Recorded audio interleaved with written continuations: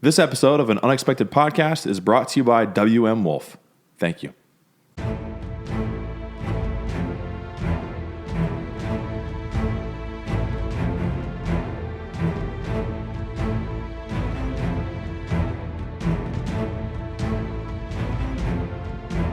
Hello, friends, and welcome to An Unexpected Podcast. I'm Ez. And I'm Lane. And we're talking Tolkien. We're coming to you from the Shire of America, the beautiful state of Ohio, and a little village called Amanda. And today we have an exciting chapter to review and discuss with you. It's The Old Forest. The ancient forest.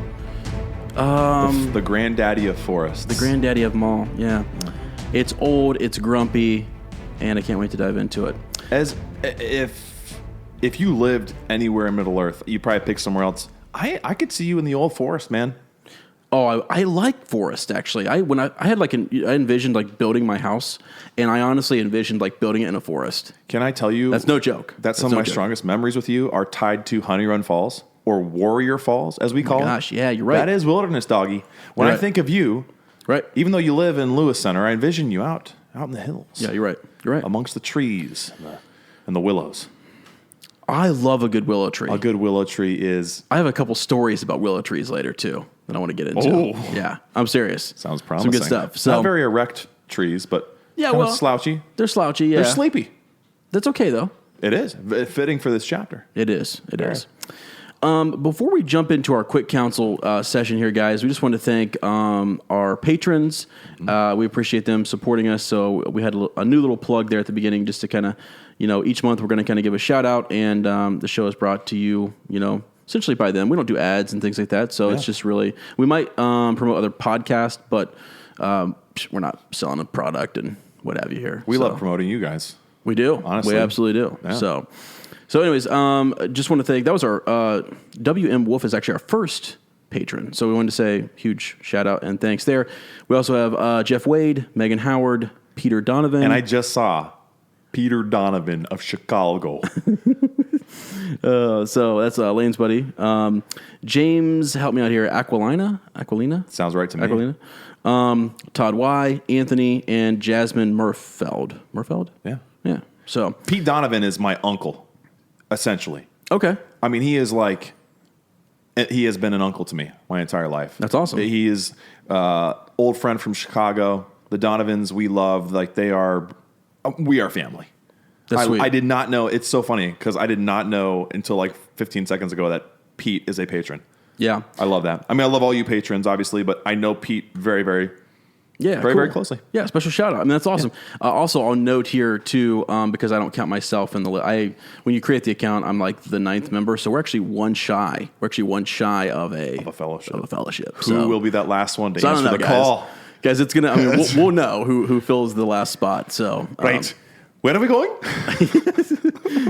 so anyways, on there you'll find some behind the scenes with Tammy Lane interview. You'll find some appendices stuff, which is wild. We just had Lane's wife record a good little intro for us. She did. Some good stuff, guys. So anyways, enough of that stuff, though. Yep. Let's get to the action here. Quick counsel. How you doing, buddy? What's been going on? Man, dude, I don't know why our personal lives keep mirroring. Mm-hmm. Wow, that was a hard word to say. Mirroring. Galadriel's mirroring what we're reading. But, I mean, as today at school, it's getting long, man. It's like if you're a teacher, you know exactly what I'm talking about. You're waiting for spring break, right? Oh, yeah. You're ready for spring break. Right.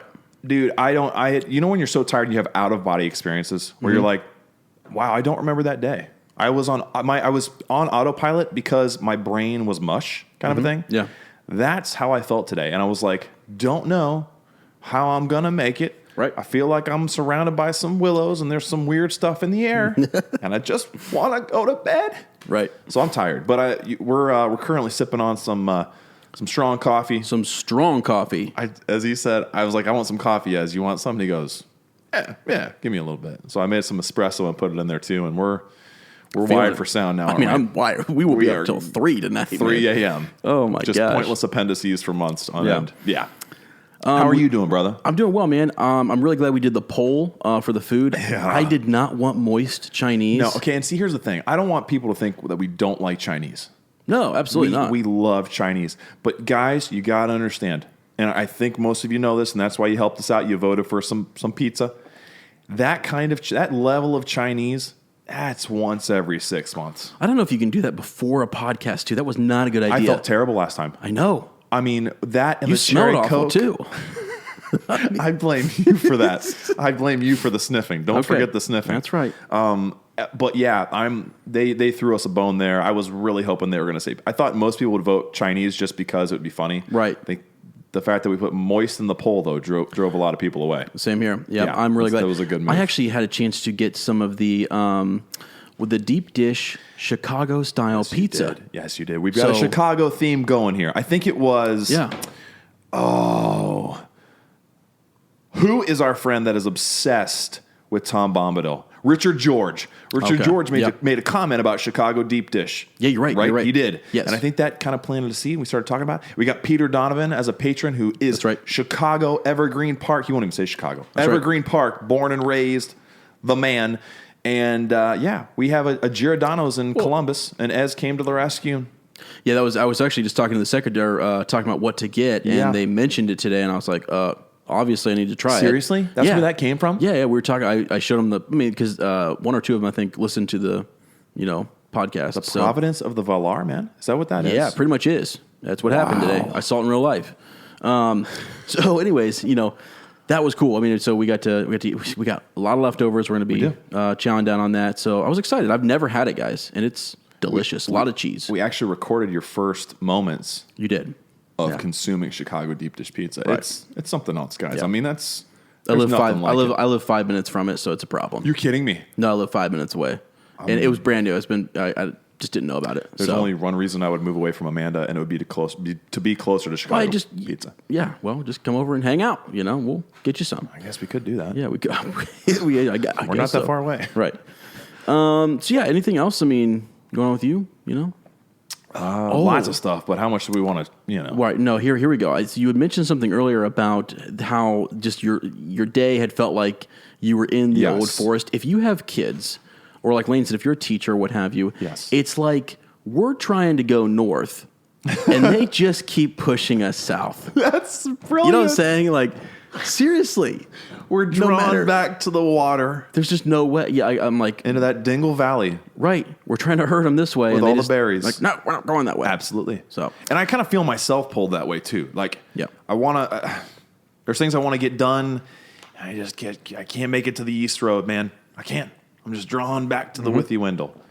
Yep. I mean, maybe that's... maybe there's a point to that. Maybe there's a purpose. Maybe the higher powers see some sort of, Yeah. That's the journey we have to take. That's the path that the forest has carved out for us. I don't know. You're right. And we're not going to get way deep into it, but we had an emotional moment earlier where we talked about how we did, man. Things are, if one thing were different, we wouldn't be here. So we're thankful and we're blessed and we're happy that we're able to do this with you guys and that Lord, yeah, this fellowship is going on, man. I just love it. Lord bless you. So my question is, so when the seasons kind of start to change, so obviously like Christmas is more contemplative. Yeah. Thanksgiving, same way. They're reflective times. Right. Do you think, I almost feel that way every time a season changes, kind of. Anytime there's big changes going on, I feel like just kind of overwhelmed by like nostalgia, but also like perspective comes over. Yeah. You feel that way too? Yeah, I do. You have waves of it? I think that's... Yeah, I do. And I think that's why we use it in literature so much too. I think it's another thing too. It's to show a changing in our characters because it's literally a reflection of life. I think that's what we all go through. Yeah. So, I mean, it's impossible not to step out. We walk outside and Mother Nature gives us like this, bright, sunny, beautiful day. And it's hard to not be influenced by that. You know what I mean? So absolutely. To feel good and be like, wow, it's great. I know, it's great to be alive, man. It is great to be alive. Okay, so I think that's it for Quick Counsel. We're going to jump into some Droppin' Eves, the Amazon show news. That's right. So the show has a new title. Okay. It's Middle-earth Live, Laugh, Love. Just kidding. I'm just joking. I was like, see, I rely on Lane for this information, so... I'm joking. Gosh dang it. There is a new article that came out. So I'm... Obviously, every week I literally type in Lord of the Rings, Amazon show, news. Yeah. Because I just want to know what's out there. There's an article that was released, that was published in what is this website? NME. I don't even know what that stands for. But it's pretty much a compilation of everything we've talked about so far.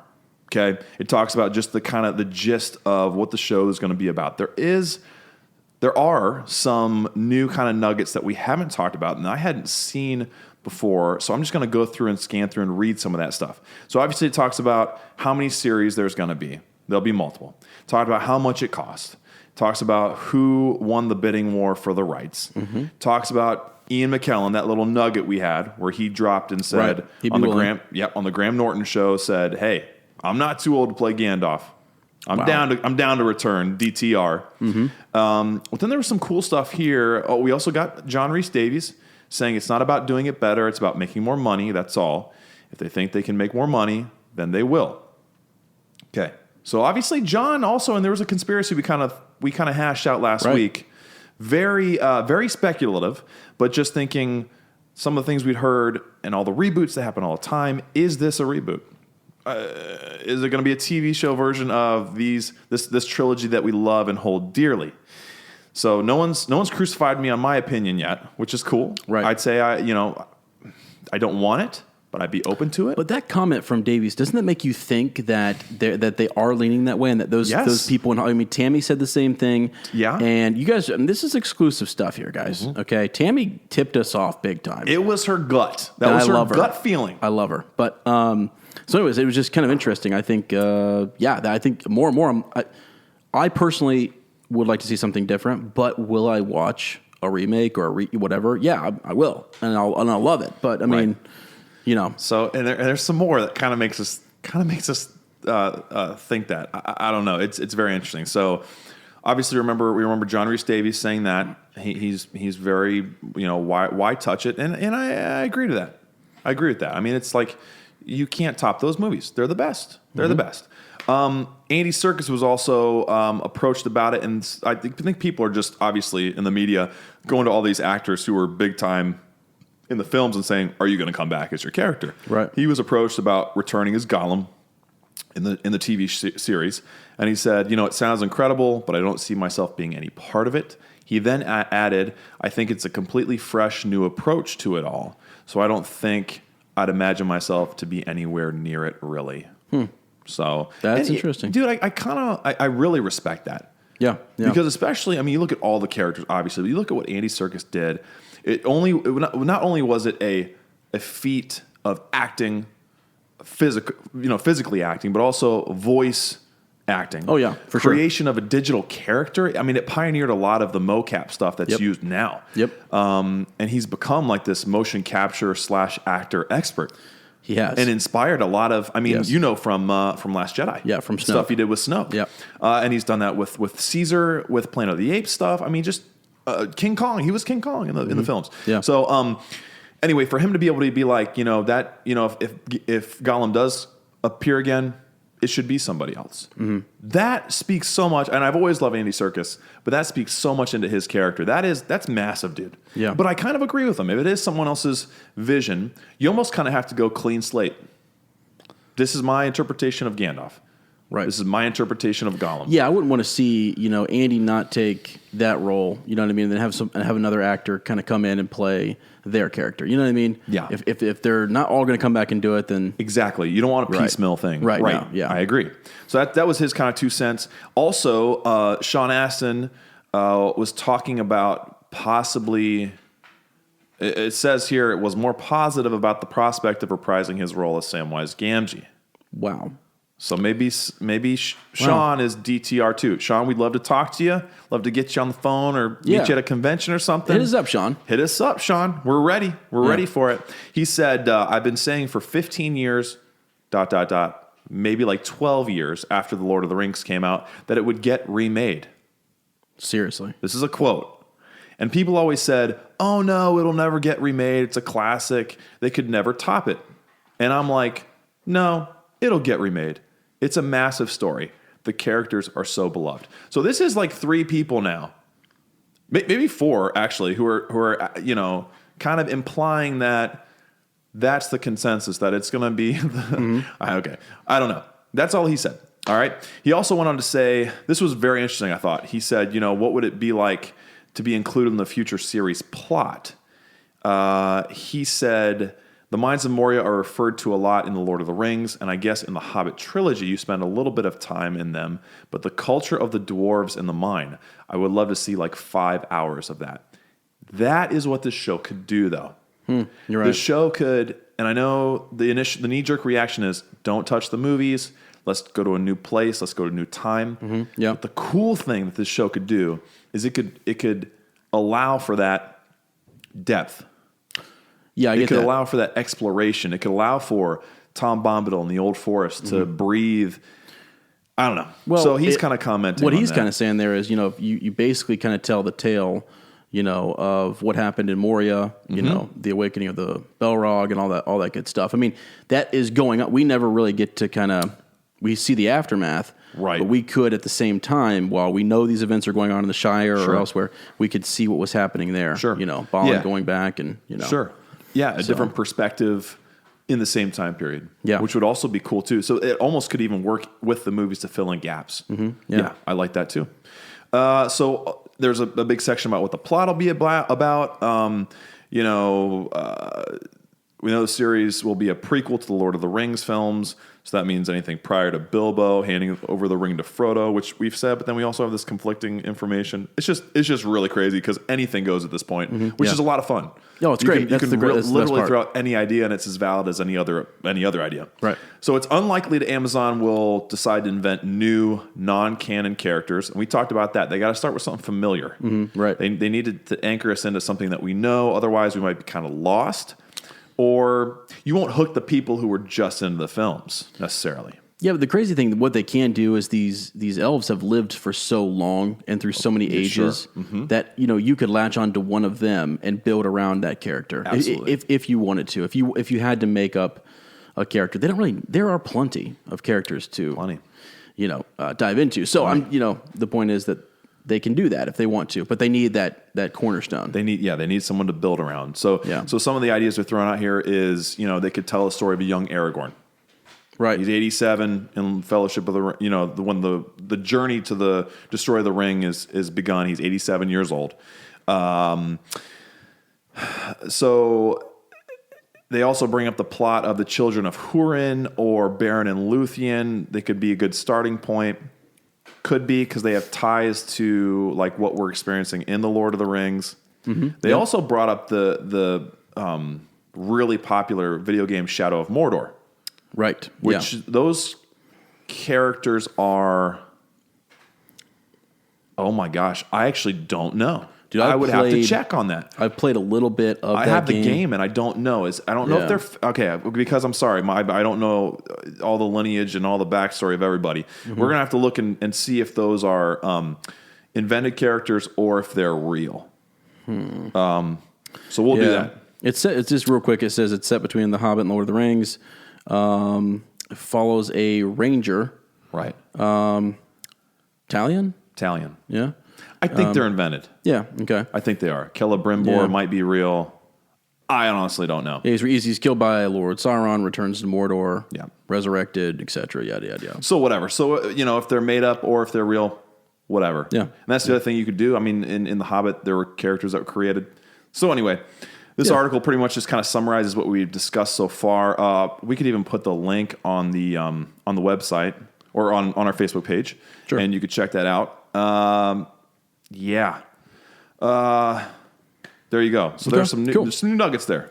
Awesome. New nuggets. That's exciting. Well, I'm sure we'll get more, and we'll that section hopefully will become more like, all right, we got a specific nugget here. Let's track this down and really get after it. But we'll move on for now. We're going to talk about the Tolkien biopic. Sure. Still in post-production. No new news. Again, the biggest news is where we're going to eat before. I think we should probably put a poll out about that. Yep, we will. Think about the power they will have. Right. So we'll keep one eye on this project, update you. Yep. We have some other, so we kind of added this in other corners of Middle-earth. So just some other little tidbits of news before we get into the reread. We have a message from our great buddy Mike Charles. He has something special he wants to share with all our uppers. something really cool that he's going to do for the book club and the podcast. And so we actually have a recorded message that he's just going to kind of walk you through what he wants to do. So here it is. We'll let Mike say it in his own words. Hello, fellow uppers. My name is Mike Charles, and I am from the small town of Pataskala, Ohio. I need to first thank Lane and Ezra for allowing me to be a part of the podcast. Lane and I had actually been messaging back and forth over the last couple weeks, just discussing the podcast and what an awesome job they're doing. But more specifically on something that had been on my heart that I wanted to share with everyone. And Lane so graciously asked me if I would be willing to put together a little piece for the podcast. And I was honored to do that, and I'm honored to be able to be on this today. Like many of you, I'm a massive fan of all things Tolkien, including this amazing podcast that Lane and Ezra put out for us each fortnight. I'd love to share my personal Lord of the Rings story with all of you, but for the sake of time, I'll try to summarize. When the Fellowship of the Ring first came out in 2001, I was just a 14-year-old kid in middle school. 9/11 happened, and for a while there was a lot of uncertainty and fear throughout the country, as I'm sure all of you remember. As the months went on, I began to see previews and trailers for this new movie, something that I had absolutely no idea about. It was actually my amazing mom that told me a bit about what this Lord of the Rings thing was all about. She actually had to read it in high school, so she knew that this would probably be something that I would be interested in. So when December came, my mom, my little brother, and myself went to the good old Premiere Theater in Mount Vernon and caught one of the very first showings of this movie.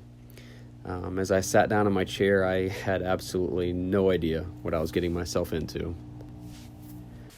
The movie started, and from the opening scenes to the rolling hills of the Shire, I was instantly mesmerized.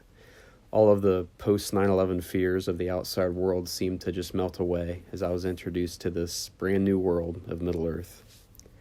I was completely lost and entranced in the beauty of this movie, and as I was introduced to the characters that Tolkien had created, I felt this connection that I had never felt towards a fictional character before. I cared about these heroes, and when they hurt or felt an emotion, for some reason I felt it along with them. Needless to say, and this is a little spoiler alert for anybody that has not read the book or seen the movies, when Gandalf falls in combat against the Balrog, I felt just as hopeless and as helpless as the Fellowship did. When the credits eventually rolled, I remember sitting in my chair just staring at the screen, wondering what in the world had just happened. I thought to myself, that's it. I looked to my mom, hoping to get some kind of explanation. I think there's 2 more books, she said. And so, the very next day, I was hunting down this next book and anything else I could find that had anything to do with Lord of the Rings. Years later, I eventually met this long-haired, surfer-looking guy named Lane. Our friendship actually goes back quite a bit. We attended the same church together for a while, and in that time, we actually discovered each other's love for Lord of the Rings. Some of my fondest memories with Lane were times that we would just sit down and discuss the movies, the books, and theories for our favorite characters. Lane had a nickname for me, and I don't know if he remembers this or not, but Lane would always call me Boromir. It was a name that I graciously accepted because he knew that Boromir was my favorite Lord of the Rings character. Now, I know I'll probably catch some hate for admitting that, but Boromir's story has such a tragic and redeeming arc that I instantly fell in love with. So, when I saw that Lane was starting up a podcast with Ezra about Lord of the Rings, I just had to listen in. Over the last few weeks, as we have all started this journey together, I have been thinking about what I could do to contribute. Another tidbit about myself is that I am basically just a 30-year-old kid. I love to collect vintage toys, and over the years I have acquired some sealed Lord of the Rings action figures. On a side note, let me tell you, they just do not make action figures like they used to. For as aged as they are, these Lord of the Rings figures were amazing. Their quality and likeness to the actors was just fantastic. Toy Biz definitely had it together when they made these. So when I was thinking about what I could do for the podcast and for all the listeners, I actually felt led to donate a couple of my figures to you guys. I know it may not seem like a lot, but I just wanted to share something that has brought me great joy over the years with all of you and give something back to this podcast. It is my hope that these could be used as a drawing or a giveaway item for you guys in the future, but I completely trust Lane and Ezra to use them however they see fit. So, to whoever may win or receive one of these, I hope that you will enjoy them as much as I have over the years. Again, I'd like to thank Lane and Ezra for allowing me to be on here and to share just a little bit of my Lord of the Rings story with all of you. Hopefully, I didn't bore you or take up more time than I was invited to, but to Lane and Ez, you guys are doing an amazing job, and this podcast is something that I greatly enjoy and look forward to each fortnight. Cheers to all of you, and may the road go ever on and on. Sweet. Yeah. Thanks, Mike. That's pretty awesome. Really excited about that. Yeah. So, that'll be fun, Yeah. So I want to see them. Me too. Absolutely. We'll do the poll results real quick. Is it all right if we do that here? Absolutely. Okay. Yeah. So, the poll for last chapter was all about Fatty. Poor little Fatty Bulger. We said, if he had made it to Rivendell, if he continued with the hobbits that far, is he running back to the Shire or is he joining the Fellowship? 69% of you said running back to the Shire, 31% joining the Fellowship, and Emma Rose Kolk had just an incredible comment, which we got to share. She said, "Poor Fatty, the most unfortunately named hobbit." He's probably the only. Well, there's a lot of hobbits, but he could probably be an adult film star with that name. He could. Fatty Bulger. So, anyways, there you go. That's great. Thanks, Emma. Thank you, Emma. Yeah. And everyone who voted. It's so cool to put those up. And we get fun because I kind of surprised me a little bit. I mean, not really, but man, once you're out of the Shire, I'm kind of thinking, all right, Fatty's going with these chumps. He's going with that. He's just rolling with his boys. They're homies. Yeah. You got to roll with the hobbits. But I could see if he were to listen in and see these the big people kind of talking about this real scary thing going on. And I voted he's running back to the Shire because the old forest scared him. Right. I think if he knew anything about Sauron's nature, Yep. I'm with you. He's heading for the hills. Yeah. You know what I mean? The hills, literally. Right. Yeah. Yeah. Okay. Yeah, but thank you for everyone who's voting on those too. I love checking that. It is so much fun to do, and we have so much engagement on it. There's 40 of you who vote every time. Yeah. And leave comments. It's an awesome way to communicate. Yeah. Very fun. It's quick and easy. So we have Today in Middle Earth next. Okay, so some of the stuff we're getting to at this point in the calendar, it's very climactic. We had 25 dates we shared last time, and I couldn't pronounce half of the stuff in it. So I kind of wanted to skip over it this time because before it was leading up to the climax. Now it's if you've never read before, I don't want to share that stuff. Yeah. It's it is the end of the story coming up in the next couple weeks. So yeah, if there's a really fun, cool, significant, yeah, I don't know. Yeah, I don't know. We're just going to gloss over it. Is that cool? We're going to gloss over it. We want to censor that for people who are experiencing this for the first time. Yeah, it was good because this chapter of the Old Forest, I feel like there's a lot we want to talk about in regards to it. So we just want to dive into it. And you know what, man? Good stories to read. On the top of that, that bald spot, that little hill. Yes. Couldn't really see much, man. That fog was coming in, so we don't have much perspective. You're right. So we're not going to look outside this chapter. Didn't matter which way they looked. That's right, man. That's a good point. All right, awesome. So we are now to the reread, Chapter 6, The Old Forest. Lane's got a recap for us. Let's see what we got here, buddy. Let's do it. In the last chapter, we had a bath, a brew, and a conspiracy too. The hobbits discuss an ongoing conspiracy. If there were any cats at Crick Hollow, then they would be out of the bag by now. Frodo decides to take Gildor's advice and bring a few companions along. I just wanted to hear you read that bit about cat coming out. And I Ezra wrote that. I like to read stuff that hopefully will catch Lane off guard. He's always ready to go. He's a wordsmith. Yeah. So we always ask you guys when we post the thread on Sunday, the Facebook thread, just to kind of leave us your thoughts on the previous chapter. Honestly, we might get to a point too where you could start to give us some thoughts on the current chapter. Yeah. if we get there. I think that would be kind of cool. It's cool to go back in the recap because it might be too much, but we'll see. So we got some thoughts anyways from the last couple of chapters from Tara Lynn. Yeah. She says, I'm so glad you sang the bath song. So am I. That was a fun song. Loved the discussion this week, maybe because I enjoy this chapter so much. Even with the danger of the riders, Frodo's distress at having to tell his friends that he must leave them, there is still an undeniable lightheartedness in the interactions of the Hobbit friends. Too true. Yeah, and that was kind of what made that chapter interesting, wasn't it? Yeah, there's a lot of tension. It had to break at some point. We needed some kind of respite, and that's definitely what that chapter was. Right. She goes on to say, the reader is left with a sense of how simple and wholesome life in the Shire is, and as we progress through the book, I think that this impression sticks with us and underlines the importance of the Shire and its folk. As for Frodo's dream, okay, Frodo has a dream. He does. He has a dream, and we wanted to get some more thoughts on this. So I think that most dreams in Lord of the Rings have a combined purpose for reflecting a character's thoughts and feelings, foreshadowing, and linking to actual events going on in Middle-earth. Okay? In this dream, Frodo hears creatures crawling and snuffling, and it feels that they will, feels like they're going to smell him out. Just as he fears the pursuit of the riders. Do not, guys, forget the sniffing.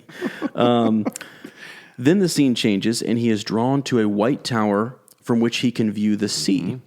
I read this as being one of the white towers at the Grey Havens and a foreshadowing of his destiny. It is also an interesting play on words that he can try to see the sea. He is embarking on a journey to take down an enemy whose greatest distinguishing characteristic is intense and penetrating sight. Wow. Yeah. Okay, Tara, I had not actually read to the end of this. That was great. This is great. That's why we do this. But Frodo won't be able to see his own destiny until the enemy is defeated. Wow. So one of the things I love about the way Tolkien writes is I think some people think there's a definite answer. Right? I think some people think, preach a little bit here. Well, this is this is that. If you go back to page 498 of the Silmarillion, there's a direct link to this. They probably don't sound like that when they're well, they might. I don't know. And hey, pal, I sound like that. I know we both do. That's the Ohio. And sure, there probably are right answers to some of this, but I love that he writes it in such a way that there's almost no wrong answer. Dreams, by their very nature, are very interpretive. I mean, there's a reason that people make professions out of deciphering dreams, and why dreams can be misinterpreted as well as correctly read. And so it's cool that we can. I love that we've gotten quite a few. Actually, I just added another one down there. Responses to this dream and what we think people or what people think it means. Yeah, absolutely. I love that. Yeah. So. And really, I mean, who's to say? Who's to say? And I think Tolkien left it that way. I think he wanted to leave it that way to say, yeah. He did. I mean, I get the idea that an author will leave some breadcrumbs for you to kind of think this way or that way, but how you get there and whether you embellish a little bit, isn't that what we're supposed to do? Imagine a little bit and maybe create and embellish. So, I don't know. I think it's cool that we can kind of, I mean, that's initially... I don't know, just the cool stuff about the play on words there, like that's something I didn't see before. Yeah. So right. I'll do the next one, the short one here. Richard George, I totally passed this chapter. I'm so excited about Tom. I skipped to chapter 6. Now it's time to go back and catch up. Richard is all in for Tom Bombadil. Yes, he is. I love it, man. Right. Deep and sweaty. Amazing. We might just start calling him Tom. Yeah, we might. I think. Old Tom. Michael Upshaw has just recently joined the page and given us tons of stuff to chew over here. Yep. So I have a little response to a character that he would like to see in the show, and then also he has some comments about Frodo's dream as well. So he said, in episode 5, you guys did your top 5 characters to see in the Amazon show. Here's another for you that I don't recall you mentioning, Prince Imrahil, who led the company of Swan Knights to the aid of Minas Tirith. He seemed awesome in Return of the King, And I've read that he has elvish blood far back in his lineage, but he gets no mention in the movie. And it's very true. He's not fleshed out in the movie at all. There's like there's an actor that plays him, and he has a couple lines with Gandalf, but he's never called by name. We don't really get to, I think probably Return of the King was so packed that there was just kind of no room for him, unfortunately. Another reason that maybe a show version of the movies would be kind of cool. Mm-hmm. Oh yeah. So that was a great comment. Thank you, Michael, for that. And then he talks about Frodo's dream and says, you invited us to chime in with our own theories. I haven't come across anything about the specific dream, so all I have is speculation. Hey, man, that's what it's all about, brother. We love it. We love it.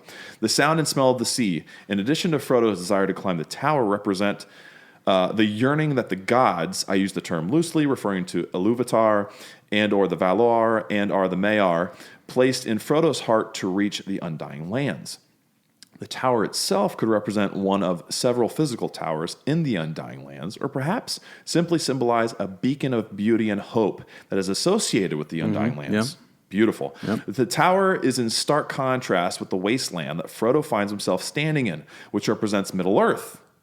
Very interesting. I hadn't thought of it that way. Yeah. Frodo attempts to reach the tower, but is turned away by thunder, meaning that it is not the right time, or that first something else must be completed. Mm-hmm. Though not addressed in the dream, we can assume the task that must first be completed is the destruction of the ring. Awesome. Yep. I think this fits nicely with Tolkien's religious beliefs. This is only my take on Tolkien and Christianity, so I am in no way speaking for other Christians or with any authority on Tolkien. God instills in mankind a desire to return to him, the Iluvatar or the Valar, and join him in heaven, Aman, or the Undying Lands. Unfortunately, we are separated from God due to the burden of sin, which is the ring. Mm-hmm. So we must unyoke ourselves from that burden, destroy the ring, before we can finally be fully united with God. Mm-hmm. The ring, as a representation of sin, comes out again when we see Frodo tempted to use the ring while the riders are close. He is drawn to sin despite the perilous consequences. Man, Michael put some serious thought into this. Preach a little bit, son. Preach it. And hey, I mean, like, Tolkien was he was a huge Catholic, big time. And he went on to say, like, it's not a Christian story. He's very clear to say that, whereas his friend C.S. Lewis was very clear about the direct correlation with Christianity. That Chronicles of Narnia was it was all symbolism. Mm-hmm. But Tolkien said, I am a Christian, and I believe very deeply in my faith, and so to separate my beliefs from what is in the story is impossible. Right, that's who he is. It's so cool, right? You can't. Yeah, you write what you know. Mm-hmm. I'm sorry, anyway. So Tolkien explored similar ideas in the Silmarillion. In it, the elves, or the Noldor, left the Undying Lands and were barred from returning due to their sins. They defied the god and killed a lot of their innocent kinsmen. Mm-hmm. And see, this is stuff that I haven't explored yet, so this is really cool. Yeah, the kinslaying. Yeah. There you go, as he's getting into it. Yeah. They spent the next several thousand years in Middle-earth, living with the consequences of their sins until eventually they received forgiveness and redemption from the gods and were allowed to return to the Undying Lands, thus the exodus of elves throughout the Third Age. Awesome. Mm-hmm. I think this theme of redemption/salvation might run throughout his books, and I look forward to trying to identify any other supporting themes as I continue this read through with you guys. I also find it interesting to see the horrors of World War I influence his writing. Yeah, absolutely. Yeah. That was, he started concepts for this in the trenches, so that's you can't separate that either. Mm-hmm. And Valerie Holman has brought that up in the past too, she has, very astutely. And thanks for prompting this question. I never would have thought much about this dream if you guys hadn't discussed it so much during the podcast and requested responses. Keep it up. Awesome. Yeah. And honestly, the first time I read this book, I glanced over that part. It's at the end of a chapter. It's very brief. Yep. So unless you stop and really think, okay, and perspective too. Mm-hmm. Once you know the story in its entirety, you can look back on that section and go, because if you're reading it for the first time, you would think, all right, it's a crazy dream. He ate too many mushrooms. True. Right. You don't exactly know. Exactly. If you've just read this for the first time, yes, and you don't have all that historical your context is limited. Right. Yeah. It's amazing, and to watch it unfold. That's why, like, the songs, to hear, the elves referencing things, about the stars and stuff. There's a lot in those songs and dreams and things that are not directly up in your face, but if you want to, you can listen in. You can tune in, I guess, an extra notch. So that was great. I actually really awesome. Like the redemption piece is really good. Yes. So that's huge. Beautiful. Thank you for sharing your thoughts, man. Awesome. Wow. Yeah. All right. I think is that it? Or Got Nicole's there? Oh, we got one more. Nicole Whitaker. Yep. From the Tammy episode. Yes. Wouldn't it be awesome to see Viggo's son in the Amazon series? Yeah. Yeah. He would. Henry Mortensen. Let's get him in there. Yeah, I have no idea if he acts, but since he got Viggo into the role, how awesome would it be to be in that circle? Yeah. It's full circle, man. Yeah. I mean, also, just whether he's like an extra or whatever, what have you. And as a little boy, when they filmed Two Towers, he was in the scene, and I sent a picture to Nicole of he's not the boy that Aragorn talks to on the steps and says there is always hope. He's the boy standing like behind him by the fire. Mm-hmm. So if you go and you find that thread, you can actually see him in the movie. My guess is maybe he was like shy and didn't want a speaking part. I don't know. Viggo's kind of a shy guy too. Yeah, sure. Yeah. So, sure. But yeah, that would be so cool. I mean, the dude looks a lot like his mom too, but there's a hint of Viggo in him. Mm-hmm. He just, it would be cool. It'd be cool to see him as a man, kind of like how Katie Jackson, Peter Jackson's daughter, was in both Lord of the Rings and The Hobbit. Yeah. She was in both, which would be, that'd be sweet. That'd be cool. Yeah. All right. Good stuff, guys. That's awesome. Wow. We really appreciate it, honestly. So if you ever have thoughts on the last chapter, that's what that thread is for. Just post your thoughts, go deeper, and we'll go over it. I mean, it just keeps adding. We got to share it with the club, man. Yeah, we've got to keep adding to the conversation. So, okay. The summary for this chapter: the old forest is old. I could just leave it right there, but I'm gonna keep going a little bit more. English guy. I think he's from England. Yeah, he's whoa. It's like an old grumpy man. Sam, Merry, Pippin, and Frodo brave the mysterious forest. They keep trying to go north, but the forest just keeps pushing them south. Beware, there are Willow references galore.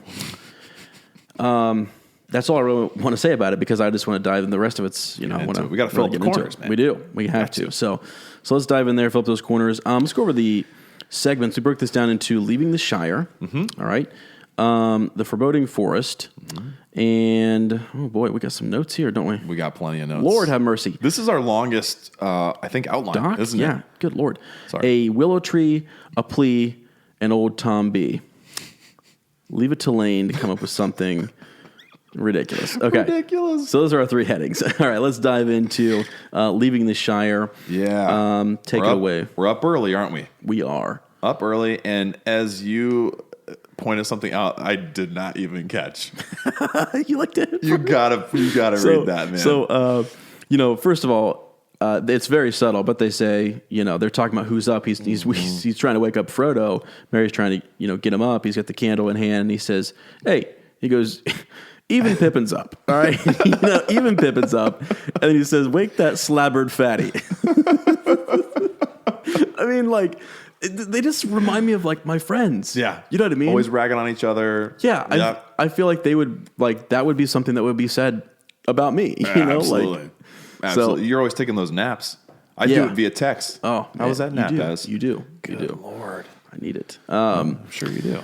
So you had mentioned they're up early. Mm-hmm. Ponies are packed. A little farewell to Fatty. Farewell to Fatty. Sounds like a band. Yeah. Farewell to Fatty, won't you come along to Mordor song? Yeah. But yeah, so they say farewell. I think that's a really, they're getting up. They're kind of rushed off, sort of. Yeah, they're up early. It's like six o'clock. They were up late. I mean, they were up late, and going over their conspiracy and stuff, and might have been a little hungover too. Yeah, exactly. Having had a good couple moment. beers in the throat, sort of thing. So, but there's a lot of description here, though, as they leave. There is a lot of description. Don't forget the dripping. Right? Don't forget the dripping. The leaves of trees were dripping, and every twig was dripping. There is a lot of... So it almost seems like every chapter, he has a different... You're right. Say it. Word or theme or aspect of nature that he... So we've had shadows. Yeah. We've had mist. Yeah. And mystery with that. Right. Shrouded conspiracy. Mm-hmm. Now we've got all this water everywhere. Yeah. Everywhere. Yeah. So, and we'll get more into that. You want to get to me. One more thing. We'll say it up front. So we've got a lot of references to water and mist and droplets and... Yes. Moisture? Can I say moist again? Okay. So you did it. I just want to say it. But can I also say... Much like a Chinese buffet restaurant. In the windows. That's the old forest, man. It is. Now here, though, Another thing that happens right out the gate, and I'll see if I can find it here when Lane takes over in a bit, but pay attention to what you hear and what you do not hear in this chapter. Yes, thank you. It's so cool, right? He does. He does that all the time too. It seems like he's constantly building on this, like the sense of hearing of hobbits. Mm-hmm. And even I guess even originally when he talks about, they'd often listen for the bumbling of the big folk and then go scurrying into their holes. I mean, that's not verbatim, but he talks about how hobbits have evaded, the world of the big folk. And part of it has been from hearing them stumbling along, us clumsy old humans walking by, and then they run out of sight. There's a big play on the sense of hearing with them. Well, yeah, it would make a lot of sense, right? You're used to making soft, quiet sounds. Sure. And you hear something like all of a sudden if a giant were to walk down the street here, we would be like... We would know. That's true. So, and it almost seems like and maybe it's like they're extra adept at that sense of hearing almost. You know what I mean? Right. And even it plays into how much do they like to listen to gossip? Mm-hmm. A lot. Like they're very auditorially receptive, I'd say. Here's one of the first references. They stole quietly out of the house. There you go. Okay, that's one of the first ones. Just guys, if you look at your first couple paragraphs here or whatever, let's see. Everything was still. Yeah. And far away noises seemed near and clear. Fowls chattering in the yard. Someone closing a door in the distance. I love that, dude. That early morning sound where, it seems like, still. because everything's so still that noises in the distance it's like they're right there. Mm-hmm. Yeah. Now that will change, though. He does a lot of parallel, kind of structure stuff. Yes, it will. Yeah. Okay, let me see here. Also, this mist is very interesting. He talks about it again. Seems, to open reluctantly before them as they go and close forbiddingly behind them. Mm-hmm. Sort of, it kind of, that happens later. That's again, right. It's foreshadowing the frightening path that's kind of before them. Yeah. Right. It's their path changes a lot. It's kind of uncertain in this chapter. Mm-hmm. It does a lot of shifting. It's very cloaked, if you will. So yeah, again, just little nuggets that he lays in front of us, little hints about what's to come. So on a side note, I really love the tunnel gate. Yeah, absolutely. Yeah, like sometimes I don't know if it's because I'm a visual guy or what. Sometimes when I read descriptions, I have a really hard time picturing it. Like sometimes it's challenging for me to I'll see something in a movie that was expressed in writing, and I'm like, okay.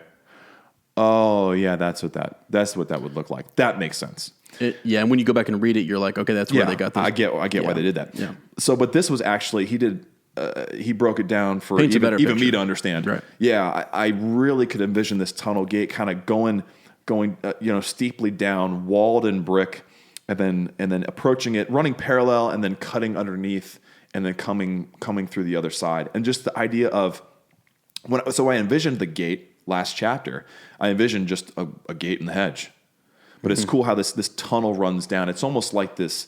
It's a lot like the paths we take.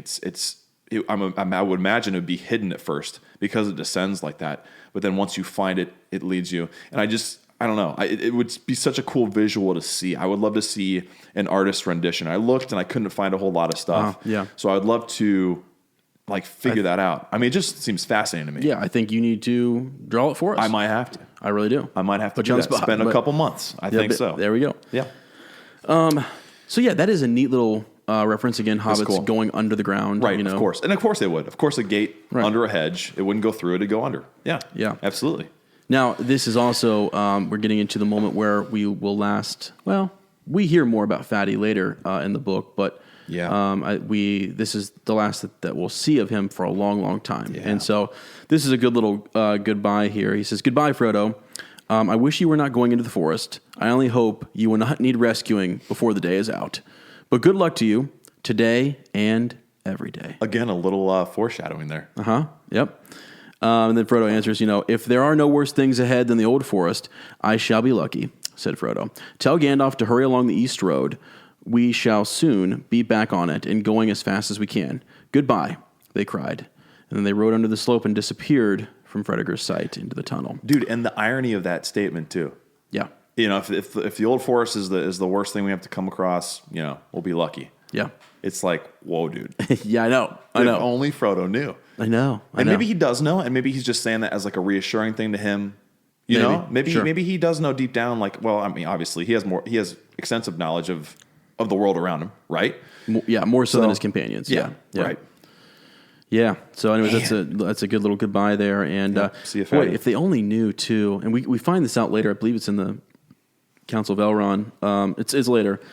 We learn about some of the stuff that happened here. I mean, Gandalf tells us. I mean, I mean, it's kind of crazy, right? Fatty's he's in a spot where it's some dangerous stuff. Which until we started talking, I had totally forgotten about. Yeah. Until we had these conversations about the book and stuff and where things is going. Yeah. I had forgotten that even happened. Yeah. Absolutely. All right. So what else you got here? Let's see. I have Pippin? Yeah. So Pippin kind of acts as he asks all our questions for us because Mary's been in the old forest before, right? And so he kind of says, like, are all these stories true?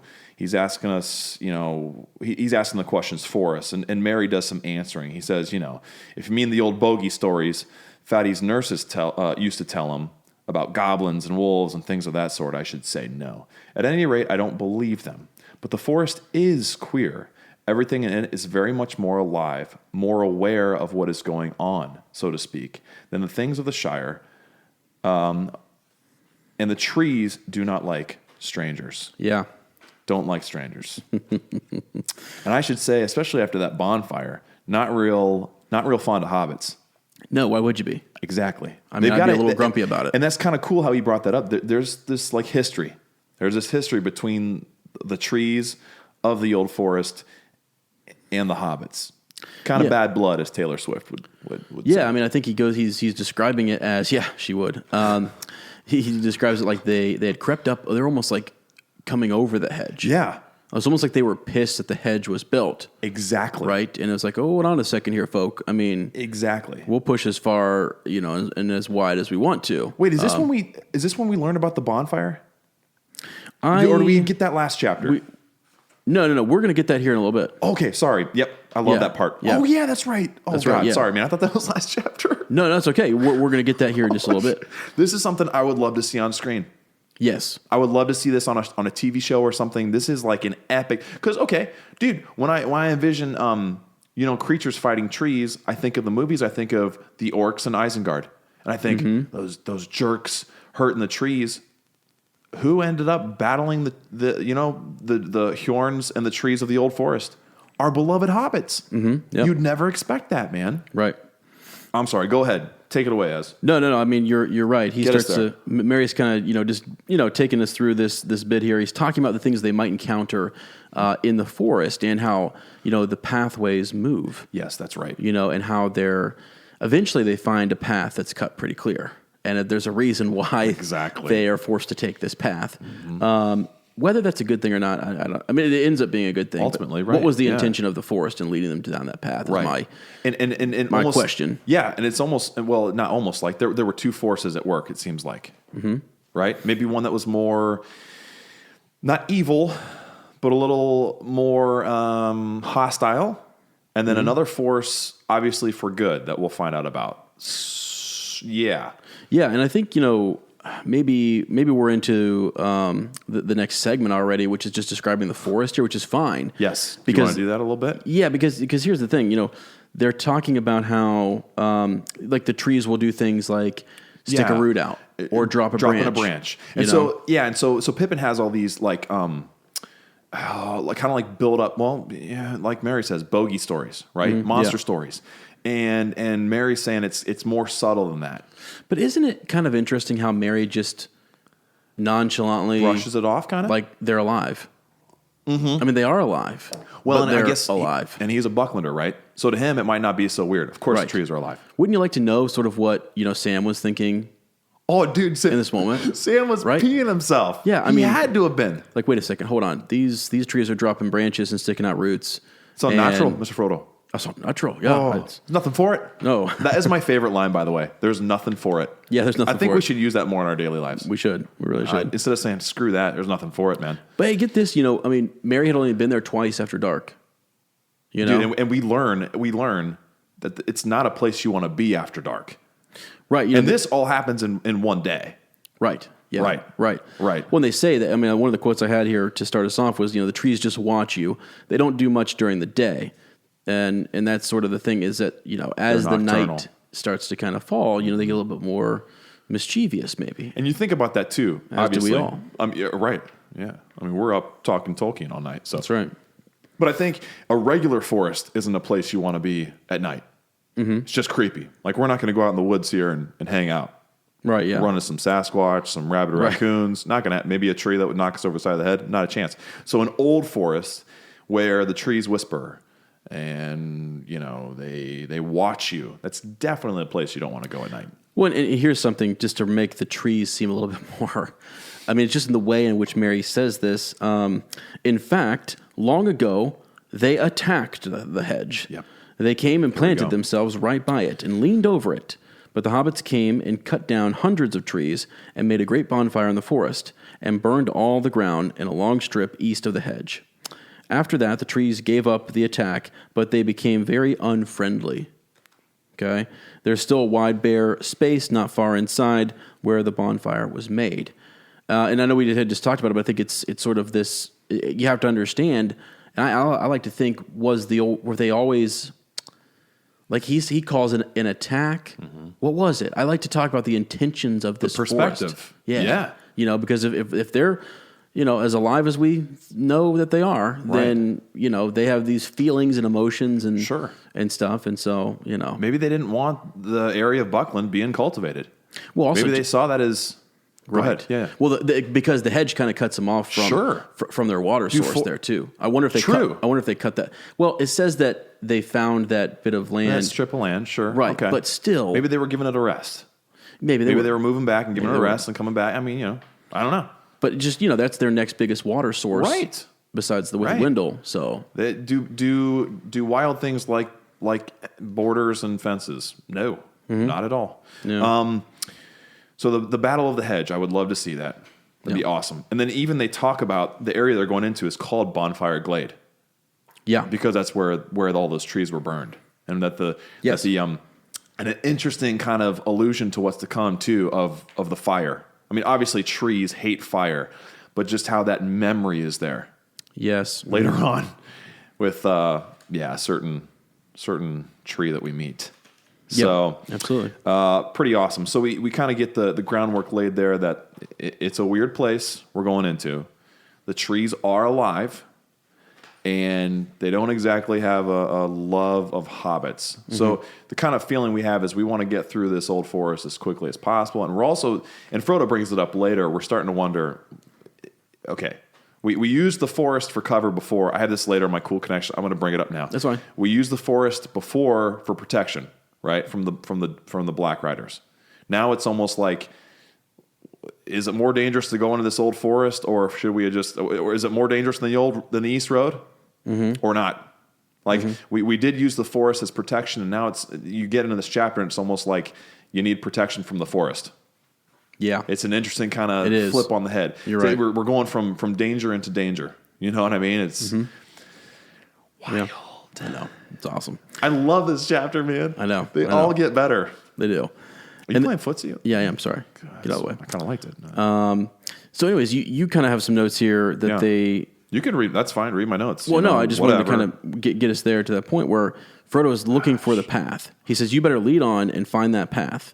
He says, don't let loose of one another or forget which way the hedge lies. Mm-hmm. So they kind of look back at one point and they kind of can see it's so dark in here and dense that at times they'll look up and check the sun, and they're always kind of like, oh, we're not going the right way anymore. Right. And so they look back and you get this real kind of neat image of them seeing the top or the silhouette or the edge of whatever the hedge. Yes. And you also get some cool stuff where they're talking about the trees. They're straight, they're bent, they're twisted, leaning, squat and slender, smooth and gnarled. So it's got that, sort of juxtaposition, what have you. Yeah. And you can't really get a beat on anything either. Yeah. It seems like you see it one way and then you see it the exact opposite. It's very, keeps you guessing, keeps you on your toes, not very comforting. Mm-hmm. I have here, I wrote on the side, it's like as they come in and you made a point. They're always checking when they catch a glimpse of the sky. They're checking where the sun is. They're trying to keep their bearings, even though it's the path seems to be changing and all this stuff. They're just as paranoid as they were with the riders. Yeah, just as paranoid. Right. Good point. That's a good point. Trying to make sure they're staying straight as an arrow. Well, yeah, exactly. Well, and let's talk about why great. That's an inside joke, guys. Straight as an arrow. Anyways, obviously. So let's talk about why they are paranoid like that. And I think it's because of their senses. Mm-hmm. All of the senses in this forest are dampened. Do you want to talk about the old forest a little bit? Yeah. You want to do that now? Yeah. Or do you think we should start a Lord of the Rings podcast? Gee, mini Christmas. Guys, I'll be honest with you. I really do. I really honestly think that we should someday. I think we should too. Guys, I never know when Lane's going to do this, just to be full disclosure. So, this happens naturally. I know this it is does. Unscripted. Organically, you bring it up organically. So yes, dude, let's do it. Okay.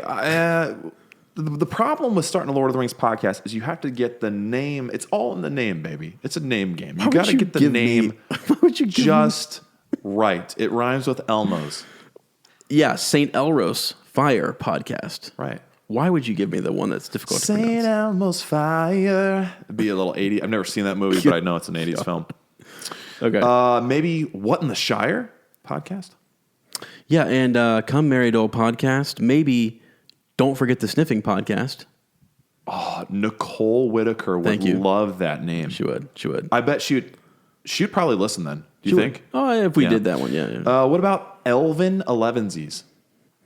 Is that too hard off the tongue? I think it's straight fan fiction. Hard off the tongue. They don't believe in that kind of stuff. Okay, I got to stop talking like Tobias Funke. Yeah, we're getting close. And we're going to get even closer to the Old Forest as we get back into it. Let's get right into it. Jesus Christ. So the Old Forest is, and I don't know if there's a right time to do this. I feel just as disoriented as the Hobbits, honestly, because there's so much going on. I do, because there's so much description and stuff here. Yes. I think we were kind of piecing this together and kind of where do we break this up? Yes, and not go too far. Go ahead and go there because it's disorienting, just disorientating. How do you say that word?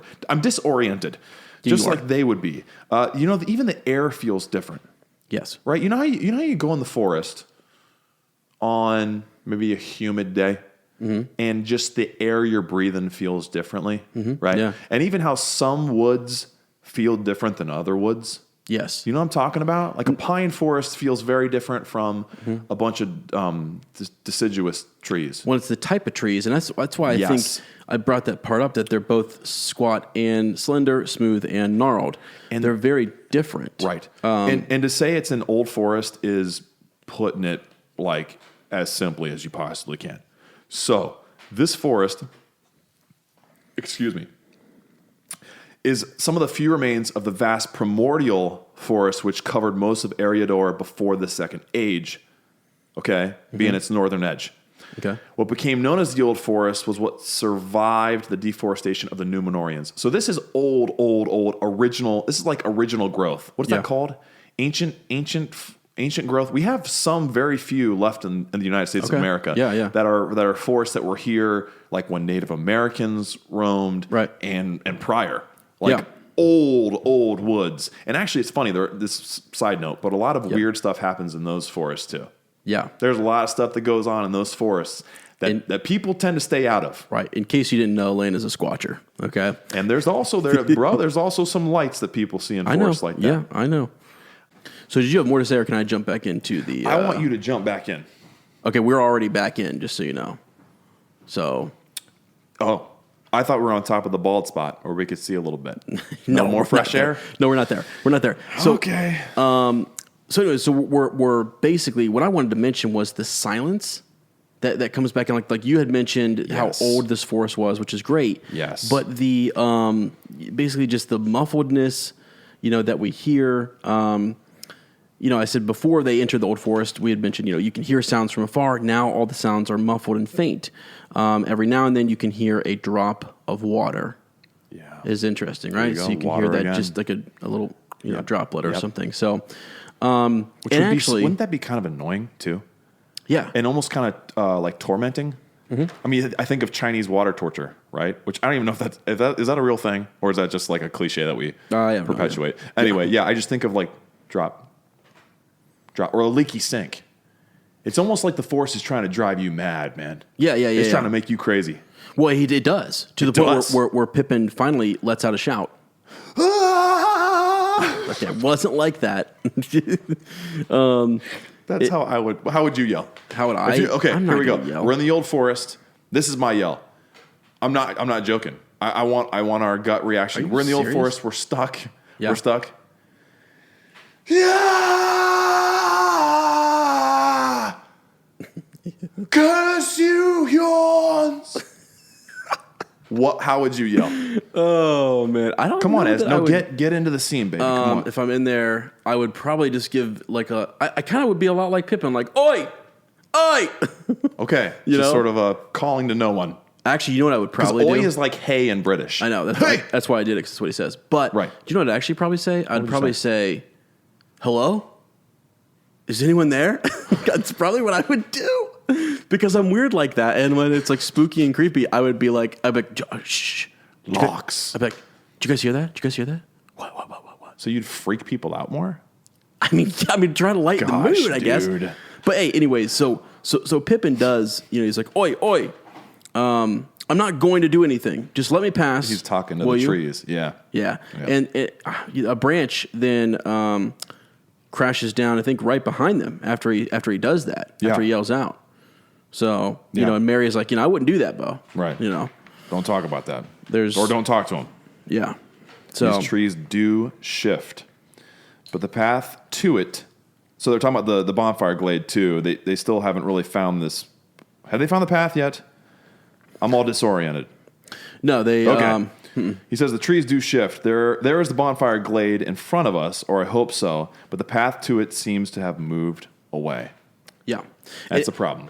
Yeah, it is. They actually, the way in the direction, you have to kind of remember the directions, the way in which they wanted to go has, they don't see a path, or Mary doesn't remember necessarily like, I think he remembers where a path should be.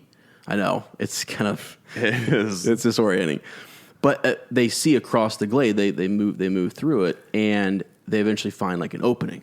And how much pressure do you think, I mean, obviously it's all on Mary. Mm-hmm. Yeah, That's a lot of pressure. That's a lot of pressure to come through and find this path. And Frodo at one point doesn't he say you better be finding this path? Did you say that already? Yeah. He had said that. He's kind of like, dude, get us there, man. Come on, this is your hood, all right? Mm-hmm. Yeah, get us there. So, let's read on a little bit here. Yes. Let's see. The light grew clear as they went forward. So they're in this. We're into the They're in the grove, right? Yeah. And so they're heading through there. They kind of talk about how the forest roof had opened up in a sense, right? And they could see the blue clear rising sky morning, for a little lifting bit. of the mist. Yeah, which is good. That's a good thing. And then let's see. They get across that, and I believe they come into like this. Calls it like a solid like wall. Kind of like this wall of trees, right? Mm-hmm. And gosh, let's see. They're looking. I'm trying to find the spot where they actually they can break through. Yeah. So they see this. Yeah. They see this little opening, and it seems. They say, a dreary place, but it seemed charming and cheerful. A charming and cheerful garden after the close forest. They felt encouraged and looked up hopefully at the broadening daylight in the sky. At the far side of the glade, there was a break in the wall of trees and a clear path beyond it. Right. Probably a sigh of relief, I would think, seeing that opening. Right? Exactly. And so that's what she said. You get that's what she said. Thanks for but you get this. We get a couple moments like this where they get enthusiastic. We're happy. We're feeling better. It's normally when the sun comes out and they can see things, which is great, right? So up and down. I know again up and down, and keeping us titulated. So as we go across the way, we see the opening, right? And they go through there, and immediately, actually, it's not too far after this, the air begins to get hot and stuffy. The trees grow close again. They can't really see far ahead. Mm-hmm. There's this silence again. It falls over even their ponies' hooves and the rustling of the dead leaves. Dude, and I keep forgetting they have ponies with them. I know. Yeah, they saddled them up at the beginning. Yeah, and they talk about too. I mean, I don't know why I guess I'm just so they become a big deal them. Later. They do. Yeah, because the path becomes so much more treacherous that, impassable for them. Yes. Yeah. So, anyways, things are back to being kind of dreary, and as Frodo does, he decides to. It's time for a song, boys. Yeah. You know, and he decides to sing a little song. So, you want to give this a go? Oh, wanderers in the shadowed land, despair not, for though dark they stand, onwards there be must end at last, and see the open sun go past, the setting sun, the rising sun, the day's end or day begun, for east or west all woods must fail. I don't really think that was the tune that he was singing in the woods. It might have been. But it might have been. It might have been. A little dirgy, wasn't it? It might have been. It might have been the tune. But, the point is, so right after that, fail. Epic fail. Right. Fades into silence. That didn't seem to really work. And Mary says, they don't like all that about ending and failing. I love how Mary, too. He's the tree whisperer, right? Yeah. He's interpreting. And obviously, it's like, no shit, Mary. Right, yeah, I know. But yeah, he's kind of the voice for the trees, I get. Maybe it's because he's grown up for the longest, closest to them, right? But I'm sorry, just a little interesting how he, Yeah. Well, he's right. He's like, I don't think we should sing anymore. Let's wait till we get to the edge here, boys. We'll give him a good rousing chorus when we get there. That's right. So anyways, but the paths continue to move. They're still having some trouble with all this. I've got a little something underlined here. Yeah. He spoke, when Mary said that, he spoke cheerfully, and if he felt any great anxiety, he did not show it. So he's still trying to keep this face of, rest easy, lads. I know where we're going. This is my hood. This force is no big deal. Fatty's stories were, something Fatty would fear. Not us. Don't worry. Mm-hmm. Yeah. Take, be of good cheer and all this stuff. Lost my spot. He did not show it. The others did not answer. They were depressed. Yeah, they were. That's the sentence. They were depressed. Yes. So they're feeling like right off the bat, man. I mean, and also just thinking about where they were. And Frodo talks about this later. It might be when we get to Old Man Willow, but he's like, why couldn't we have just stayed in Crick Hollow? Right. He starts to rue this path. He's like, damn it. Like, I wish we were back at Crick Hollow with a beer in the throat and a hot bath.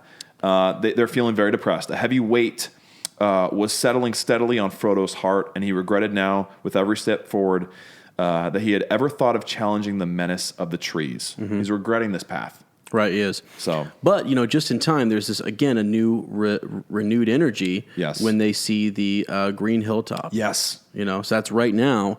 They come across that, and it's fitting that it's a hilltop, right? Yeah. They love hills. They do. And this is going to be something that Well, and this is the path seem to be making directly for it. Sure. So that's what we want. So here's my other question: I don't know. I like talking about this stuff. No idea. Are there almost like two powers, kind of like wrestling over this very path? Yeah. Is it led somewhere dark for a while, and then it's led? You know what I mean? Like darkness takes over, but then light fights back. And then darkness takes over again, and light fight. I mean, it's interesting how it goes through, because it could just be nasty the whole way, and they could get sucked up and destroyed. This forest could totally consume them. Yeah. But there are moments where the path takes like we just saw, where it opened up a little bit, and they felt cheerful. Right. Then it's dark again. Then they go up, and they see it leading up this hill, and it's almost like some sort of rescue. And it later compares it to an island. Yeah, doesn't it? It does. And I actually think where you really see that is when we get past the Green Hill. I think I think their path really, that's when you see those forces at work, don't you? I mean, a little bit here too. It just keeps building and building. Broader and building. here, and then it focuses down in. Because, they get to a point where it's literally we are trying everything we can to go this direction to get up to the East Road, but we can't. And so what is at work? And so it's very interesting too, because it's a literal path, right? And we're so used to literal paths being unchanging. Yeah. Right? I mean, you go on a bike trail. That's not going to change. Right. Footpaths in a forest, they're the same every single year. We clear them out, they're always the same. You go hiking, the trail doesn't change. There's maps for these. But you know, paths and trails in our life are very fluid. They're not always the same. You know, the path that your life took this year will be vastly greatly different from the one that you take this year. And it's almost like this kind of this physical representation of something that is not physical whatsoever. Yeah, absolutely. Interesting. Right. Yep, I'm with you. It's alive. I mean, obviously. So and it makes sense that it would change like that. And if it's being influenced by greater powers, man, dude. I know. The dude was just a genius. I know it was. I know. So let's get on top of this. Could you do your scream again real quick? No, I'm not doing that again, ever. Did you say get on top of this? Yeah, let's get on top of the this. hill. The Green Hill. And I'm going to read a little bit from this. So... What book are you reading from? Lord of the Rings, The Old Forest. Okay. They stood and gazed about them. The air was gleaming and sunlight, but hazy, and they could not see to any great distance. Near at hand the mist was now almost gone, though here and there it lay in the hollows of the woods, and to the south of them, out of the deep fold cutting right across the forest, the fog still rose like steam or wisp of white smoke. Now, this is an interesting part here where Merry says that, pointing with his hand, I think he's pointing down towards the south, that is the line of the Withywindle. It comes down out of the downs and flows southwest through the mist of the forest to join the Brandywine. We don't want to go that way. The Withywindle Valley is said to be the queerest part of the whole forest, or the whole wood. So I think that's interesting. That's where they're trying to avoid, right? Straight up. We're not going that way, boys. Right. And I'll just tell you, that's exactly where the force is going to push them. Right. You know, to the queerest part, which makes sense. Why? Makes sense. Why would we not want to go explore that? As a reader, I'm like, oh, that's okay. We want that. We want to know where we're going there. Totally. So anyways, so they head on down, and I just had a little bit here that the Withywindle is actually just a minor, tributary of the Brandywine River. So we had crossed that earlier, and it kind of flows through the old forest on the borders of the Shire. So it begins, and as we just read here, in the Barrow Downs. Do you think it's also? Sorry, as a side note, do you think it's also significant that it's a mouth is where a river starts, right? The mouth. Mm-hmm. Yeah. Mm-hmm. That it comes from the Barrow Downs, which is a pretty creepy place. Yeah. Is that like that seems like important to me that the place it originates and comes from is a pretty creepy place too. Yeah, and I think source. Okay, I get you. Sorry, I had mixed up when you said. Oh, sorry. No, when it comes from the downs, yes, that is creepy. Yeah. But then that it flows, I think the mouth is actually where it goes into the. But either way, whatever. I was just confused when you said into the Brandywine. But its origins yes. are from a pretty creepy place. And I was kind of confused by that too, because I always imagined when I was reading this that the river was flowing the opposite way, or that it was. Because now when I see this, I'm kind of like, okay, it's actually going opposite in my mind. It's going south, isn't it? I mean, isn't it that? Yeah, it's flowing south from down. the downs through. Mm-hmm. Right. It's almost where it comes into the Brandywine is south of. Buckingham, right? Yeah. So I could be wrong about that, but it's. I'd have to look at the map again. We're disoriented here. We really are. We're in the old forest, right? I think it's interesting that it starts in later we hear about the Barrow Downs. You want to stay away from there. Absolutely. You think the old forest is creepy, and we're going to get there eventually. There's a whole chapter on it, but the Barrow Downs are creepy too. So I wonder if some of that queerness. In the old forest, obviously it's due to the trees and the ancient nature of the place, but if it also isn't influenced by coming from a place that is filled with like barrow wights and death and tombs, you know what I mean? And rivers flow, right? So they bring things with them. So it's interesting that it could have started in a nice place. It could have started, further up north and avoided the downs, but it originates there. It comes from there. That's some wicked water, bro. Right, actually, yeah. So they that's cool information. Yeah, it's cool. Yeah. So we're going to try to avoid that. But while we're on this hill, let's sit down and let's have a midday meal, right? We're hobbits. We got to eat. Right. We got to eat. So it's a hobbit habit. This is a good little moment here. Yep. They can't see far, which you mentioned. Right. Which is also kind of unsettling, right? It feeds into our disorientation. Mm-hmm. Yep. So anyways, so we're talking, can kind of skim over that. Like, I think they just decide then they talk more about the Barrow Downs reputation. Sinister reputation. That's right. Right there. In Hobbit legend. Just as sinister as the forest itself. So there you go. That's where it's mentioned. That's where it's at, yeah. Initially. All right. So then they finally decide that it's time to go on. Mm-hmm. We've sat there long enough. We have to face the forest again. And that's something in itself. We just had, you're full, right? And it's like, oh, boy, we got to go back down into this mess, Yeah. What are you going to do? Also fitting that they compared it to like an island, right? Yeah. An island is surrounded by water. Again, this idea of water. Obviously, it's a forest, so it's not literal water. No, that's a good point, though. Yeah, but they find rest. They're almost like they're out. They might as well be out at sea. It's so weird and they're so out of sorts that it makes sense that they would find respite on an island and then think, yeah, well, we're not home yet. We got to plunge back into the sea here, the sea of trees. Mm-hmm. Okay. Don't forget the sniffing. Don't forget that.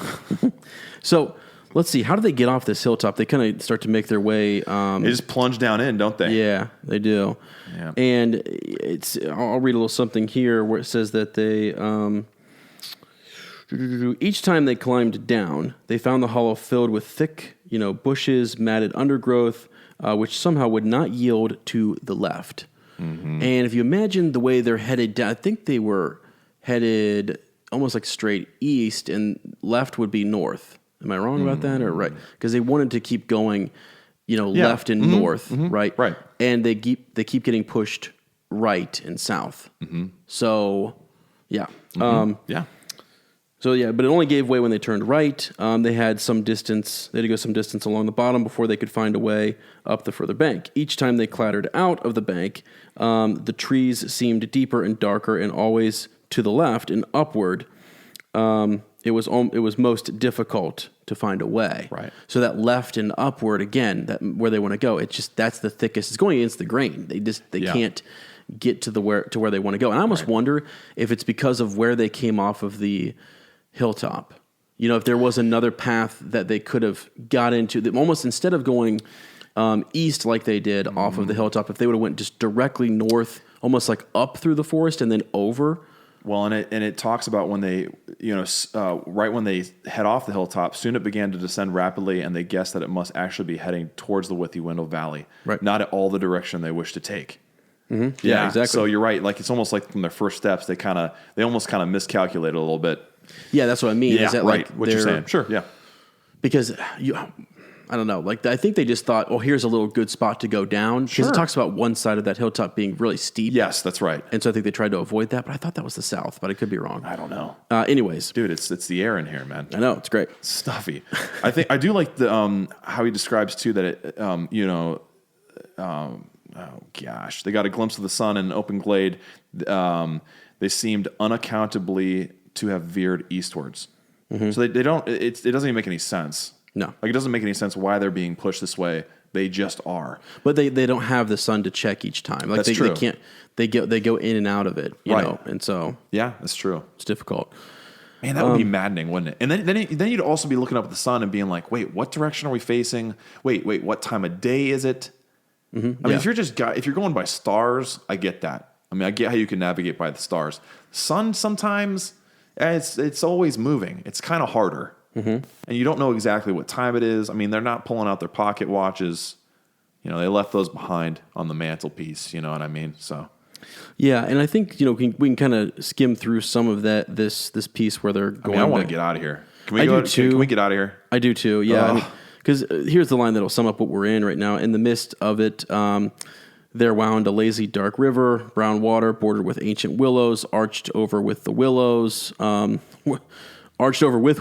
blocked with fallen willows, and flecked with thousands of faded willow leaves. I'm sorry, I just wanted to mention. What kind of tree is it? I think they're willows. Okay. I think that's what I was envisioning oaks. Yeah. For some reason. Yeah, I know. But it says willows 5 times. So, anyways. That's not subtle. So that's now. I mean, imagine those trees. Think about that willow tree though for a second though. Mm-hmm. That's just not any I don't want to imagine seeing a willow tree. I get down by where the water is starting to get into some boggy territory, and even springs coming out of just like springs of small springs where you just imagine it's saturated with water, and it's kind of flowing down into the Withywindle. Right. And then when you get down to it, there are all these willow trees, and also I looked up. I don't know. Did you look this up or did I look this up? The origins of the Withywindle and like its name or whatever. It's kind of I think. Because Tolkien was this wordsmith, right? I think some of it has to do... And with him, the name came first, then the place. Yes, exactly. Yes. Yeah. He was so ward-centered. I think it references willows. Like it actually has a direct correlation to it. And it kind of you imagine it meandering and just the way that it sounds. Even the word Withywindle, it's like kind of in and out and winding. It doesn't sound like it'd be very big. I think withy, that sounds like withering, right? Sort of as a root. So I imagine like a little, not a big, huge roaring river. Obviously, no, it's something smaller that winds and is. Dude, in a lot of ways, it mirrors the forest. Right, it's all this creepy, like reaching and withering and slithering stuff. Right, almost like it's not strong enough to really cut, into things and really make its own path, but it's kind of letting the force, like you said, kind of guide and here's the path of least resistance, and so it looks kind of strange. Yeah. I'll be honest with you. One of the stories I wanted to tell here was the creek that goes behind my house. Oh, here we go. Put the books down. I'm serious. Let's hear it, baby.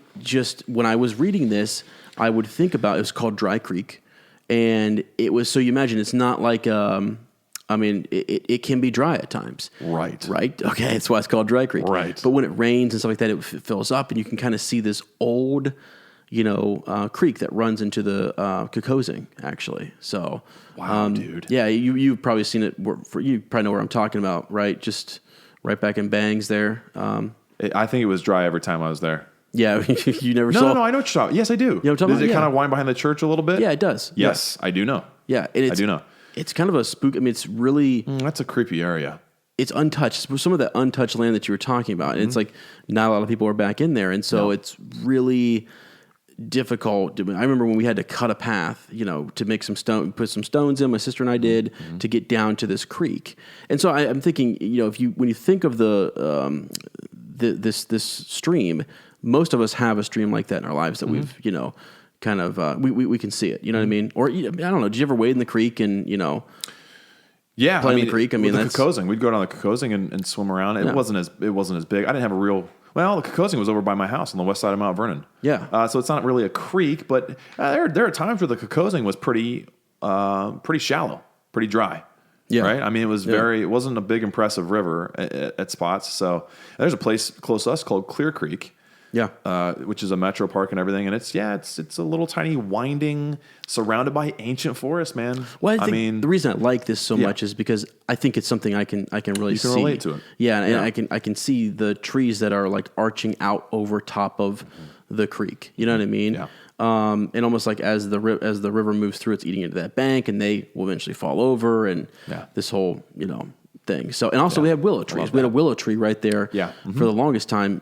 A couple of them near the haunted mansion, the Knox County Poorhouse. Check out on appendices for that. Yeah, that's a whole other thing. But there are a lot of willow trees around that area. So that's just my own personal connection to it. And I like to make personal connections sometimes just to kind of put myself there in the spot. You got to. And that's what he does so well too. Is he takes us to places or reminds us of places we've been before, and then we're transported right there. Yeah, absolutely. Yeah. Also, too, like how lethargic are willow trees. Right. They're easily like the sleepiest trees, which good point. Mirrors perfectly what's going on. Like they can't even stand up straight. They're not even erect. They're all drooped over. Again, wow, why did I say erect? Stiff, straight. They're all drooped over. They look very sleepy and tired and drowsy. People don't. Isn't it a thing to take a nap under a willow tree? Yeah, because it's such a calming, like nappy sort of area. Yeah, and that's why we're there. That's a willow tree, a plea, and old Tom B. And so are we there already? We're there, yes. Dude. Okay. It's getting what happened? It's starting to creep me out a little bit.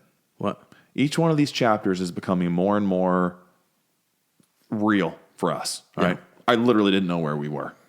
I know, man. And I feel like I'm in the old forest. Well, I know, feel like I'm cutting through words. Where was that part I remember? What's the reference?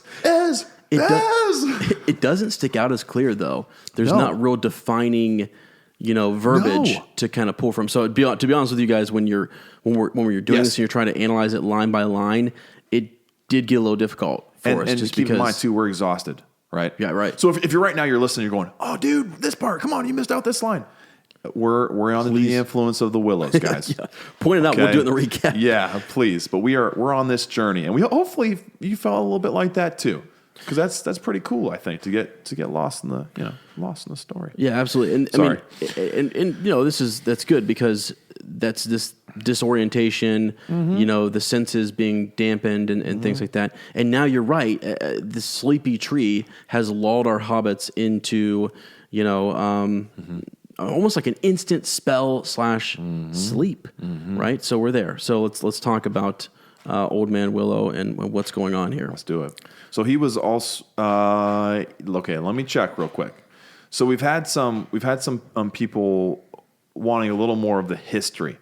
Yeah, which is a great point to kind of give a little more context for what's going on.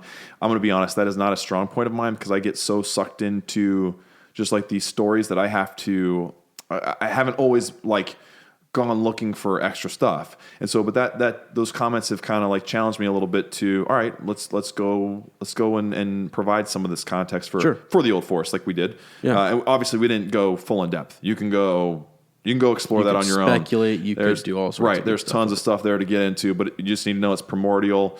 All of this area used to be like the Old Forests. There was some deforestation even in Middle Earth, right? Mm-hmm. And Tolkien, I'm sure, put that in there because he was a huge environmentalist. Had tree friends that he would go hang out with. Like he had favorite trees that he would go sit and talk to. Mm-hmm. Yep. So this is obviously played out and really evident in this chapter. But anyway, so I wanted to go in, and so I'm using, Ez is awesome about using other literature sources. He goes in and he's reading the Lost Tales. I mean, he's getting into Silmarillion, and I can't. The man's a wizard. Okay, I got a long ways to go on that, but I do. A wizard is humble. All right. Okay. And so anyway, but he even that has kind of pushed me a little bit. So, but I'm on Tolkien Gateway because for me it's a quick, easy way to look up stuff that's obviously it references and kind of summarizes histories and it's like a wiki page pretty much. Yeah, it's great. It's a great resource. It's awesome. So if you're more like me, go check out Tolkien Gateway. It's a great place to get quick, informative background stuff. So Old Man Willow is, I believe, is that where we are right now? Yeah, we are. Yes, yeah. He's a Hjorn. Okay, possibly. He's a tree like which are like Ents pretty much. Mm-hmm. They're trees that can move, that talk, that are ancient, that have this power. Mm-hmm. The great willow was evil-hearted, and from it, much of the forest's hatred of walking things came. Mm-hmm. So he's kind of the ringleader. Yeah. He's sort of he's the Old Man Willow. He's sort of the king of the Old Forest. Yeah. Right. Yeah. Mm-hmm. Which is kind of interesting because. Well, we real quick we glanced over the whispering earlier, but like he can whisper to all the forest. You know what I mean, and spread his sort of like and I think that's something that'll. Tom B is going to have to handle here in a little bit. Absolutely. And I think it's kind of interesting because he's sort of, and it's interesting though, like when you read about the Old Forest, it's interesting to note that it's mostly queer and strange place. Mm-hmm. And when we use the word evil, it's not in the same context that we use the evil to the south or the east. So it's not Mordor evil. It's not pure evil that way. It's not influenced that way. It's this older sort of just strangeness that maybe doesn't play by the rules all the time. Maybe, because it's older than the rules, that frustrates people in Middle Earth. But it's not like Sauron or anything. No. So when we say evil like that, that's not what it is. It's just kind of it's just his malintent. It's just, it's not real. And really, I guess, doesn't it kind of depend on perspective? It does. A little bit. So, right. I mean, it's evil for hobbits. It's evil for mankind, maybe. But you know, if you're a Hjorn or a tree, you're looking at Old Man Willow as your taker, your Gandalf, right? I mean, he's caretaker. He's speaking for the trees. And they view the hobbits. I mean, after that burning, the bonfire, maybe his memory is long and old and things like that. So that's still the enemy. I mean, if I was a tree, enemy. If I was a tree, I wouldn't trust people either. If I can just be real honest. Yeah. So anyway, he's very powerful, right? But there is one who has power over him. Come on. And who checks his evil, quote unquote, as much as he could or is willing to. So anyway, you can go check out more. Go check out Tolkien Gateway about Old Man Willow. There's lots to read there. Very cool. And actually, the illustration shown here is amazing. Yeah. He's huge. Like obviously he's very, very old, but I mean, you don't really get to see Willow's kind of like they don't really. They're so temperamental, right? Yeah. Especially around here, they have to have just the right conditions. Yeah. That you don't really see them get real big and old. Right. So it's kind of cool to imagine a willow that's been around for thousands and thousands of years. Right. Pretty massive, ages and ages. So. Right.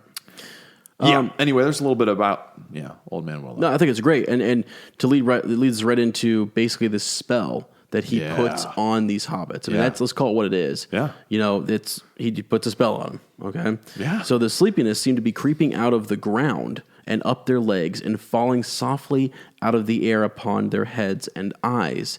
I mean, guys, these hobbits literally almost go to sleep instantly. Mm-hmm. I mean, they walk into this and they're trying to fight it. Frodo's like, no, it's not a good idea. Let's keep going. Right. And then he just nods off. Yeah. So, Mary says, can't go another step without rest, must have a nap. It's cool under the willows, less flies. And there were a lot of flies and it was hot. Yeah. And then when you get in that shade and rest a bit. This overwhelming sleepiness has come upon them. Frodo did not like the sound of this. Come on, he cried. We can't have a nap yet. We must get clear of the forest first, but the others were too far gone. Beside them, Sam stood yawning and blinking stupidly. I love that, dude. And I love that Mary, because I have this underlined. It's so funny. It's not even a proper sentence. He says, must have nap. Yeah. He's so tired. He's like, must have nap. Right. Yeah. Okay, so here you go. This is just the connection to this. And you're going to know what I'm talking because you're a driver too. Long road trip. Yes. 10 plus hours. Probably go down to Star Wars Celebration. Yes. For you.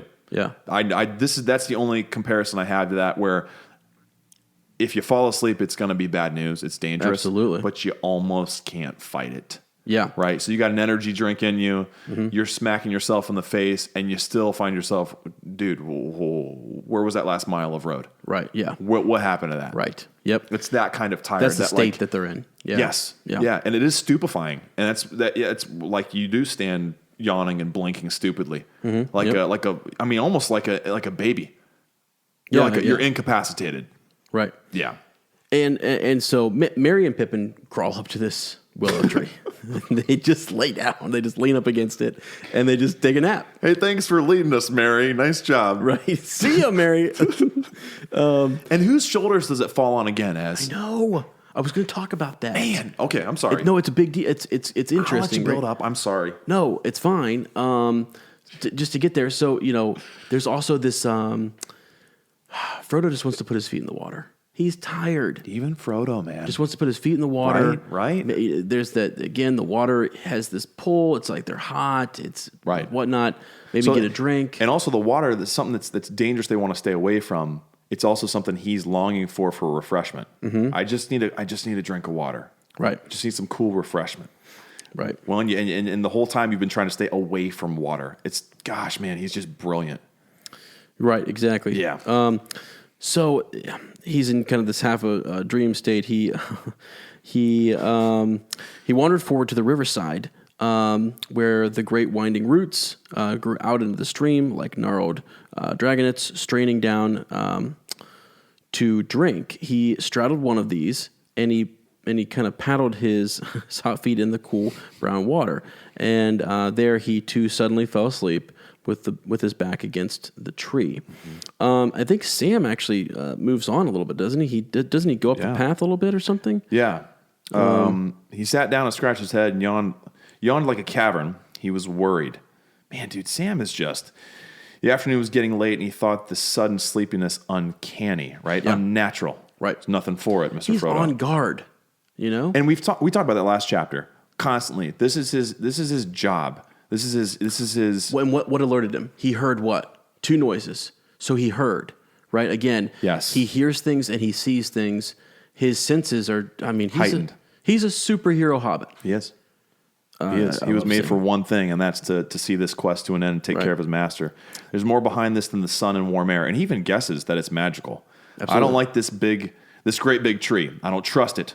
Hark at it singing about sleep now. This won't do it all. Mm-hmm. Yes, here you go. He pulled himself to his feet, staggered off to see what had become of the ponies. So the ponies are gone even. Mm-hmm. And he's out. Sam's cleaning up the mess again. He found that 2 had wandered on a good way along the path and that he had just caught them and brought them back towards the others when he heard 2 noises, one loud and the other soft but very clear. One was the splash of something heavy falling into the water. The other was a noise like the snick of a lock when a door quietly closes fast. Yeah. Man, and the descriptions too. You can just hear this stuff. You want me to keep reading? Yeah, that's fine. Yeah. I can. Yeah, keep going. If you don't like my voice, just tell me. I'll tell you in a second. Yeah, pretty. The next sentence, probably. He rushed back to the bank. Frodo was in the water close to the edge, and a great tree root seemed to be over him and holding him down. But he was not struggling. Jeez. Sam gripped him by the jacket and dragged him from under the root, and then with difficulty hauled him to the bank. Almost at once he woke and coughed and sputtered. Yeah. Do you know, Sam? He said at length, the beastly tree threw me in. I fell in, or I felt it. The big root was just twisted around and tipped me in. You were dreaming, I expect, Mr. Frodo. You shouldn't sit in such a place if you feel sleepy. How often is Sam just the rational one, right? I know. Like it's so interesting before we see him like so quick to entertain like these crazy ideas, and here Frodo is still under the spell, and he's like, hey, Mr. Frodo, it's kind of where you were sitting. Right, yeah. Right, yeah. Right. Gotta be careful. Frodo's like, well, I wonder what the others are dreaming about too. Yeah. Boys, this ain't no dream. Ain't no dream. This ain't no dream. It ain't no dream. So you find out here in just a moment that Mary and they hear noises inside of the willow. Dude, how freaked out would you be? Oh my gosh. This is like tripping on mushrooms. I wonder if Frodo too, in the back of his mind, unwritten thoughts, he's going, shouldn't have had maggots mushrooms. Yeah. Shouldn't have had the mushrooms. Gosh, we should plan out like a prank on somebody, take him through the woods. His feet are just sticking out from this tree. Oh my gosh. You know who we could call for that? Tammy. Yeah. Tammy, get us some prosthetic feet. Exactly. Could you whip those up for us? Please. She'd love that. That'd be great. Okay. So anyways, so that they decide to kind of get these guys out. And actually it is help. It is calling and crying out for help that gets them, the help that they need. Right, which I think is it's just, are we there? Are we there well, already? We're not quite there because they try themselves to free their friends. So Pippin and Mary are sucked into the willow. They lean back in. He opens up that's right. Yes, sir. And he sucks them in. He lets them in there. And Pippin's all the way in there. Mary's feet are hanging out. Pippin's gone. Yeah. Pippin's gone, yeah, man. He's been sucked in. And so you can hear them kind of yelling, right? And, right. And Sam decides, all right, look, boys, here's what we're going to do. We're going to get some he's going to make a fire. First, they try kicking it. Do they really? They do. And Frodo has this line, I wish we were all back at Crick Hollow. He's like, just screw this, man. Mm-hmm. Nothing for it. I want to be back at Crick Hollow. He kicked the tree with all his strength, heedless of his own feet. A hardly perceptible shiver ran through the stem and up into the branches. The leaves rustled and whispered, but with a sound now of faint and far-off laughter. So this willow's just going, you think you can kick me and make an effect? Almost, it makes me think heedless of his own feet. That means he's kicking so hard it's probably hurting. Yes. But it doesn't even matter. Like he's, adrenaline's taken over. I got to save my friends. I'm going to kick the crap out of this tree. Right. And the willow's laughing at them. Right, he's laughing. Yes. Yeah. And then you're right. They take it to the next step, right? Mm-hmm. Yep. They're going to go with the old flame, the old fire. Yep. And as soon as they start to kind of light this fire up against the willow, what were they going to do? Burn their friends alive? That's what Frodo says. He's like, we might succeed in roasting Pippin alive. And it was Sam's idea, right? Yeah. It's like, let's burn him out. Yeah, let's burn him out. Sam might want to... I don't think about that again. Right. But as soon as they start the fire, you can hear Pippin like, whoa, hey. Mm-hmm. And doesn't Merry say, he's telling me if you don't, he'll snap me in half. Please stop. Stop the fire. Yeah. Yep. Put it out, cried Merry. He'll squeeze me in two if you don't. He says so. Right. Man, what a trippy experience, dude. So they're in there. They can hear Old Man Willow talking to them. Yes. Yeah, that's unreal. Amazing.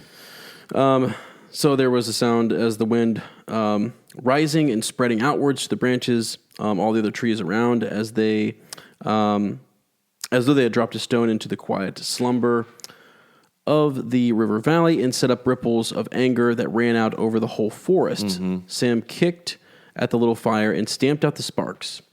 So, it's like, okay, cool. We're going to stop that. That was a bad idea. Bad idea. Do it. Interesting, too. Isn't it amazing? So, like Old Man Willow, again, kind of like with the Black Riders, right? Mm-hmm. It seems like they could have had him. Yeah. There are moments they could have had him. Old Man Willow, I mean, what's he going to lose? He could have snapped him in half. Yeah. Right? And when they start the fire, he's telling Merry, tell him to put it out or I'm going to kill you. Mm-hmm. Yeah. He gives them that option, gives them that choice. Yeah, but I think they both have a pretty big bargaining chip there, too. So with the fire, I think it's sort of like we're at the negotiation stage now. True. It's like, okay, you have fire. All right. Right. Yeah, good point. At that point, right? Right. Yeah, good point. Yep. But I also think he's laughing, so he's not really... He's playing. Was he actually going to drown Frodo? I don't know. Would it be more fun to keep him alive and mess with him? Yes. Yes.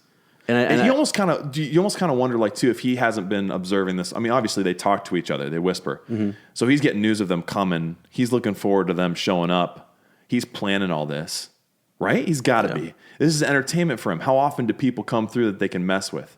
Right. Probably not very often. Right. Yeah, I didn't even think about that. That's a great point. Hadn't even thought of that. Yeah. So now let's get to the best part here, where Frodo is crying out, "Help! Help! Help!" And that actually was blown away from him by the willow wind and drowned in a clamor of leaves. As soon as the words left his mouth, he felt despair. He was lost and witless. So I think this is very significant here. Okay. I think it's very significant. I think the fact that it's almost instinctual that he cries for help. He doesn't even know why he's doing it, right? He seemed to him that he could, what did he say? Without any clear idea of why he did so. Yes. So something rising up in him, and he calls out help. And not only that, dude, he calls out help 3 times. Mm-hmm. 3. Yeah. 3 is always a very that's the number. Important number, right? If you go in Christianity, it's the Trinity. If you look at a chord not easily broken, it's 3. If you look at how many times Christ denied, or Peter, right, denied Christ, it's 3 times. Right. If you look at how many elven rings there are, it's 3. Right. Yes. Right. Yeah. 3 is very interesting, and I guess obviously we do things in threes a lot, right? Maybe it's an OCD thing. Help, help, help, and then without even knowing why, right? But then it says it was taken away. He felt desperate and lost and witless, but then suddenly he stopped. There was an answer. Okay, and this is significant because it sounded heavy. I mean, you cry for help.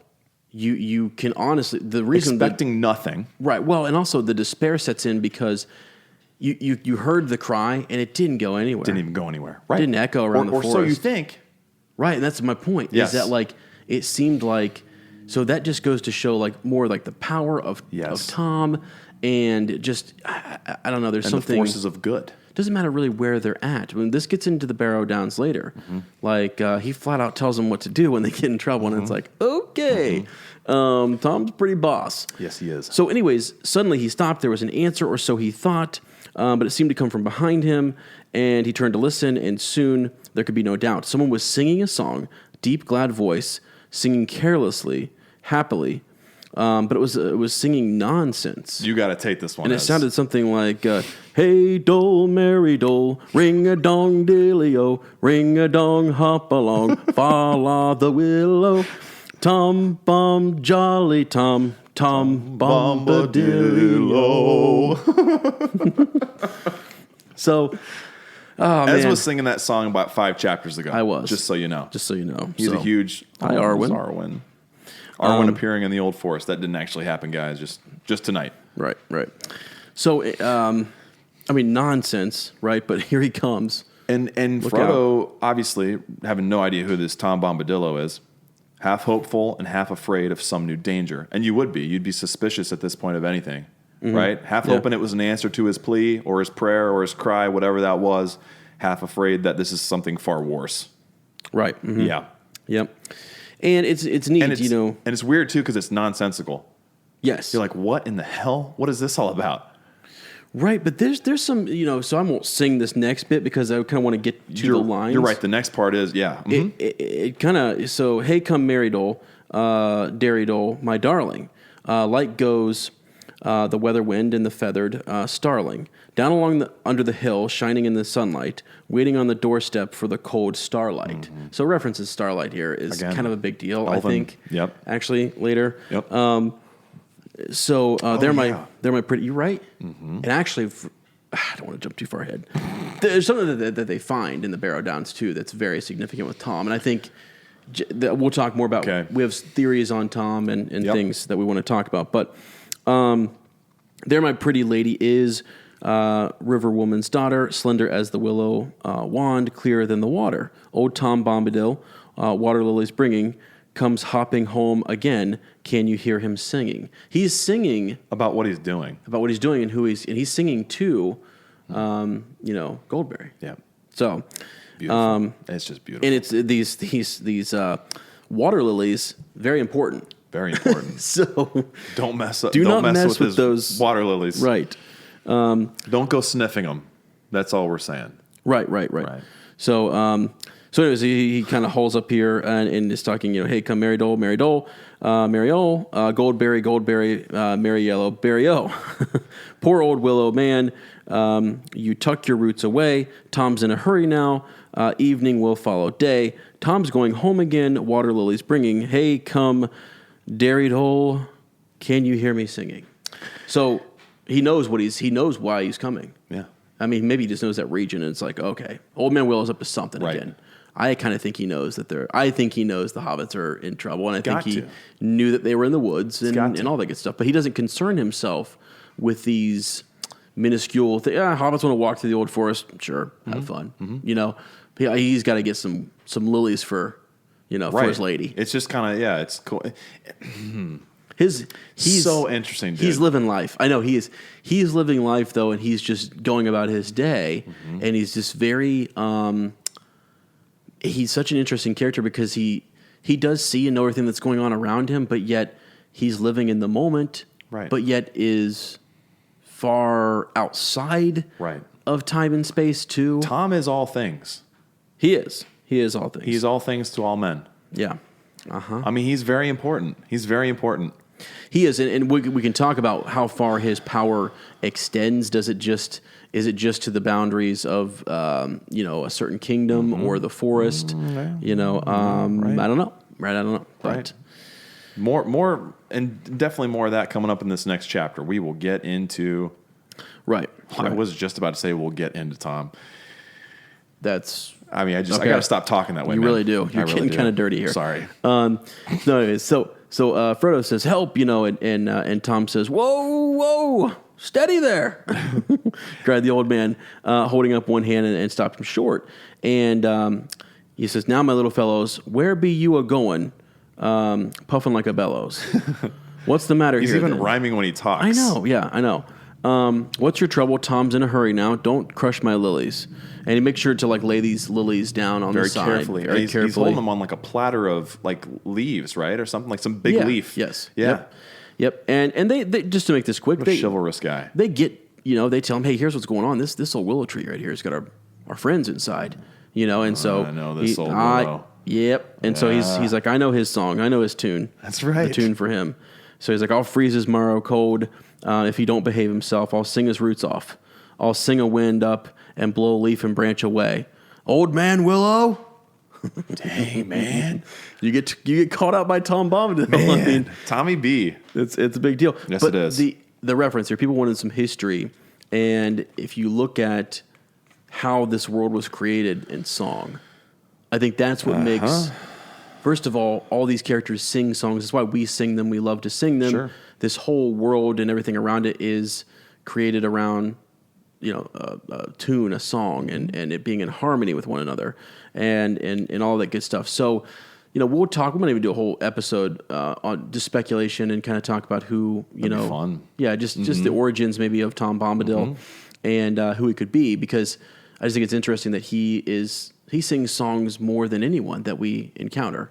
It's in everything that he does. It is daily conversation. You can't imagine it changing outside of, like when they leave or before this time or whatever, And in a context for us too, think about how spiritual music is and song is. Yeah. Right. It's a way that we all connect. You can hear you can hear music without even any lyrics, something that's purely orchestral that moves you. Absolutely. Right. Yep. In your deepest being.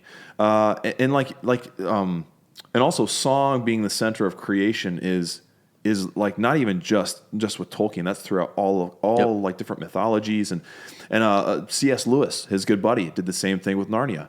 Yeah. Aslan's, not to push Narnia in here, Aslan sung Narnia into being. Yep. It was his song that all creation originated and sprung from. Yeah. And so that's a great point. I mean, that's like, and the fact that song is so deeply rooted, trees, in who Tom is. Right. And that his, even his, I imagine even his speaking is musical and melodic. Well, I mean, all of the elves, all of their songs, and I mean, later on at the council, it's like it's a competition. They want to hear a good song, and they want to hear it sung well, and they want to assess it, and they want to kind of see. It's such a cool piece to all of his work that I think is really interesting. So, but Tom lets into Old Man Willow, and he says, "What you be a thinking, or what you thinking of? You should not be walking. Eat earth, dig deep, drink water, go to sleep. Bombadil is talking." Yeah. Okay. So, and this is, I'm sorry. And actually, there's a contrast too. He's not singing anymore. He's talking. He did sing, and I kind of think he was rebutted a little bit in song. Yeah. Do you think? So he had to get serious, right? He had to get serious. So cut now the music out. Now I've got to cut. Now I got to get nasty with you. Yes. Giving you a few warnings. Now here I'm being straight with you. Yeah. Right. Very clear. No mistaking my words. So this is interesting. This is just a little thing in the movie. So a lot of people were disappointed, obviously, that Tom was not in the films, Peter Jackson's films. But this is cool. Those lines there. You should not be waking. Eat earth, dig deep, drink water, go to sleep. Right. Extended edition of the Two Towers in Fangorn Forest. The same thing happens. Merry and Pippin are there. They get sucked into an old willow. So Old Man Willow kind of makes an appearance there, and Treebeard is the one that speaks these words. Right. So it's not exactly the same thing. A lot of people say, well, Peter Jackson had a love affair with Treebeard, but he didn't care about Tom, and really they're kind of very similar creatures in a way. And so, but that's one way that you can kind of experience Tom in the movies. Yeah, it's not the same, but that's where that line gets transported to. Right, for sure. Anyway, yeah. So right after that, after he's done talking, there's a loud crack, and boom, Merry and Pippin reappear. As if Pippin sprang as if he had been kicked. Yeah. Kicked out. Yeah. And they're definitely, they're thanking Tom, and they're so happy that they got out of there. And he says, Tom says to them, "You shall come home with me. The table is all laden with yellow cream, honeycomb, and white bread and butter." Which isn't funny. That's like all gold stuff. I know. Goldberry is waiting. Yeah. Maybe he was talking about his lady there, man. Yeah. Maybe the yellow cream. No, I'm saying maybe it's a euphemism. Maybe it is. I got my honeycomb, my yellow cream. Yeah, that's a really good point. Lane, I did not catch that at first. That there's yellow cream, honeycomb, the white bread, and butter. So even in what he eats, he likes to honor his lady. Yes. I mean, this woman, man. That's unreal, dude. I'd never honestly had seen that. So that's cool. I like that. Wow. That's yeah. So there we go. He picks Mark up that one down, guys. Right. He picks up the lilies. So he picks up the lilies and he takes off. And they're too surprised and they're too relieved to even talk. They're just like, "Oh, yep, we're going." Yeah. And what a quick turn of events too. Yeah, exactly. They're about to die, and then it's like, "Hey, let's go eat dinner. Follow me." Not waiting for you, by the way. They're probably maybe still in that dreamlike state. Oh, for sure, in a stupor. In a stupor, Especially Merry and Pippin, right? Right, yeah, Pippin yeah, just got thrown up out of a tree, and now it's like, hey, come to dinner, follow me.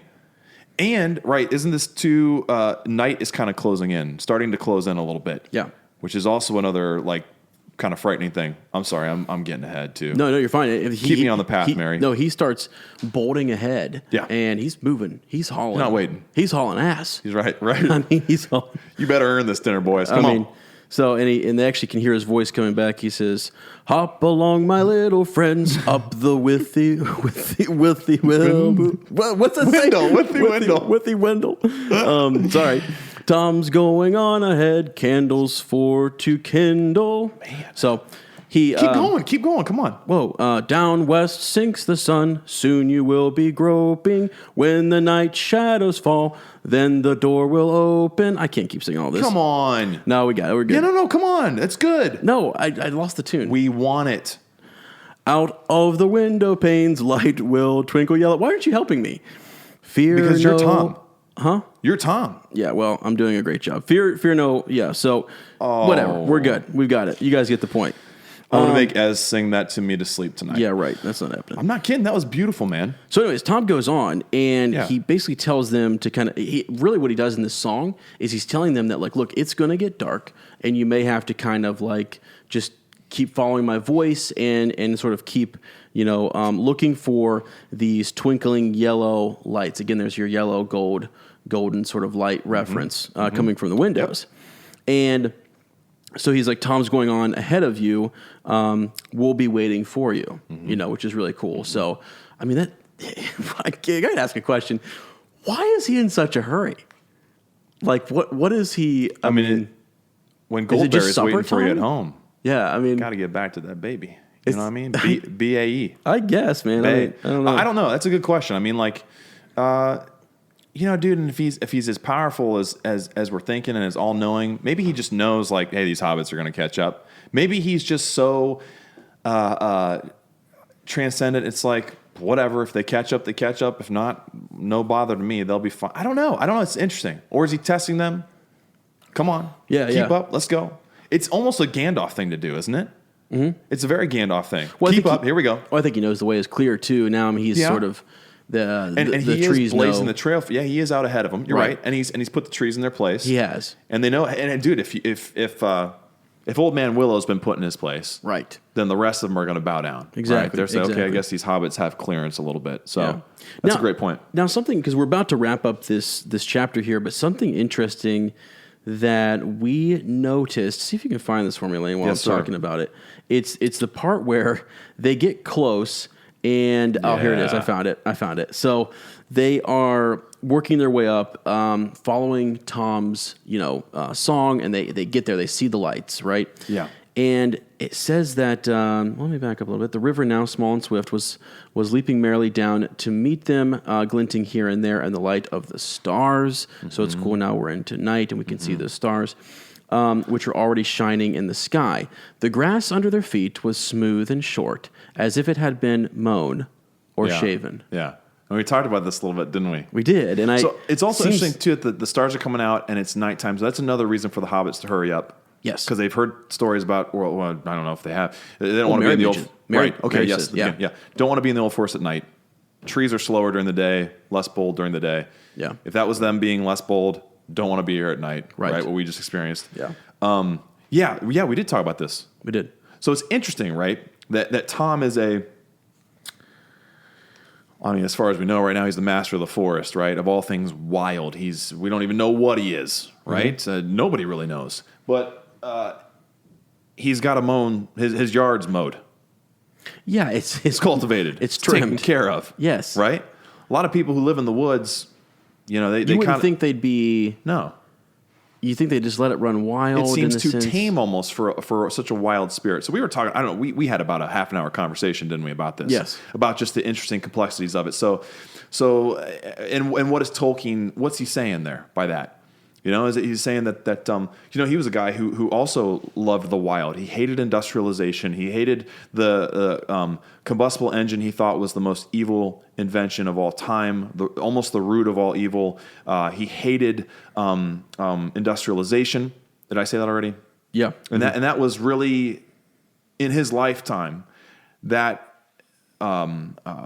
magnified and developed like crazy. Mm-hmm. And then that's when it boomed, right? Yeah. These machines and the loss of natural powers versus more unnatural things, right? That we take for granted now. Cars, telephones, the way we communicate. I mean, he'd probably be appalled with how we live now. Like it'd probably be so heartbreaking to him that so much of the natural and slow and hobbity way of life was destroyed, or changed, I guess. But So anyway, so that's kind of his lens. That was his passion was the natural world. And we talked about trees, how he loved trees. Mm-hmm. He loved wild things. He loved going out and walking out in the woods and getting lost in the woods, right? And talking to the trees. And that's why trees have voices in this, because I'm sure John Ronald Reuel Tolkien heard voices when he talked to the trees. Mm-hmm. Yep. Come on. And I think if anybody did, it was him, right? Yeah. Which is just amazing to think about, because I'm sure they do have voice. They've done studies where plants are cut that they let out a scream. What? Yes. Wow. They've done studies where there's a noise emitted from plants that are severed. Wow. They have voices too, right? That's awesome. As Legolas says in Two Towers, they have voices too, my friend. So anyway, I just think it's very interesting here that a protector of a primordial, ancient, old forest mows his lawn. But it's also that he's a tamer too. Sure, right. And that's a great point. It's both. It's weird that it's that's interesting. A great point because he's both. And so maybe what Tolkien is saying here too, because the Shire is a cultivated area, and that's idyllic, and that's where we want to be. But they loved things that grow. Yes. So there is a balance, I think, that Tolkien is saying here. Yeah. We are humans, and this is and part of that is in our nature master has a nasty connotation, but to influence our world, right? And to tame it a little bit. Mm-hmm. So I think that's also what he's talking about here. That's not all bad. Mowing your lawn's okay. And we talked about the type of mower like a clipper. Tom probably uses, right? Like what I got out in my yard. Non-gasoline powered, just little reel mower, right? Nothing too harmful to the planet. Something that's okay. You can tame things respectfully. You can good Lord, you get a haircut, right? That's all right. It's no big deal. So I think Tolkien is also saying, there's a domesticated side to even old Tom. Mm-hmm. Even the wildest things have an aspect of that. Yeah, so, for sure. Yeah. Well, and as they work their way up, they can even see that there's like a stone path. Done some landscaping, hasn't he? Yes, yeah. Well tended. That just kind of stuck out to us. Yeah, he's also leaving his mark. He's creating something too, right? Which is a beautiful thing as well. So yeah. Yep. I have. You have anything to, because the end of this chapter is very very significant for me. Yeah, no, and I'd like to hear your story. Okay, because we get in. Yeah, just go ahead and take it away. All right, so I kind of have a story tied to the last part of this. So so a little side story. My wife and I, we fell in love. I proposed within I proposed after we've been dating. Gosh, I don't even remember. Maybe like a year and a half, and then we wanted to get married right away. We knew. Yeah. We still know. Yeah. And what's the point of waiting when you know, right? Yeah. And so we got engaged, and we honestly thought about just eloping. Just going out and we actually, I proposed in San Diego, and we contemplated, hey, let's drive out to Las Vegas. It's not that far, 9 hours. Yeah. Let's go do it. Let's go get married in a chapel or something. But the more we thought about it, the more we realized, a lot of times weddings, I think, are for other people. It's a time for people to, I don't know, either let go or transition or whatever, or acknowledge this love. And it's just as much for other people as it is for you, kind of a thing. Anyone who's been involved in a wedding kind of realizes that there's an element of crazy that takes over too. Yeah. So we're like, all right, we'll have a wedding, and we didn't really want one, but in the end, it was a magical day. Yeah. In the end, we were glad we did have one. I have one regret, and that is my friend Ezra wasn't one of my groomsmen. What an asshole I am. We talked about that, right? Yeah. It was just a period of time where Ez and I we We didn't see each other very much, right? Life got in the way, man. Life got in the way. It did. That's honestly like my only regret. That was literally like the worst. Well, it was one of the worst. It was the worst time of my life. I mean, I know, but it's still something. No, so don't worry. I'll always have the shame of that. By the way, but I love hearing this that's story. Why I can't look you in the eye. I didn't know this story. No, you're good. I didn't know this story until today. We were talking about this chapter. Yeah, I wanted to surprise you all the way, and I couldn't make it until. Well, I don't know exactly. Still, this. like. So also the awesome thing about our wedding, it was very hobbity. Yeah, very hobbity. My wife grew up on a farm. It was her family's farm for a couple generations, and so we got married actually on the farm, and we had bales of straw, kind of in like a circle that were curved and beautiful, and our aisle went up the middle, and then we kind of split off, our party split off to the side, so that way you weren't sitting on one side, we were all sitting in a circle. We tried to put like meaning and symbolism into everything. Yeah.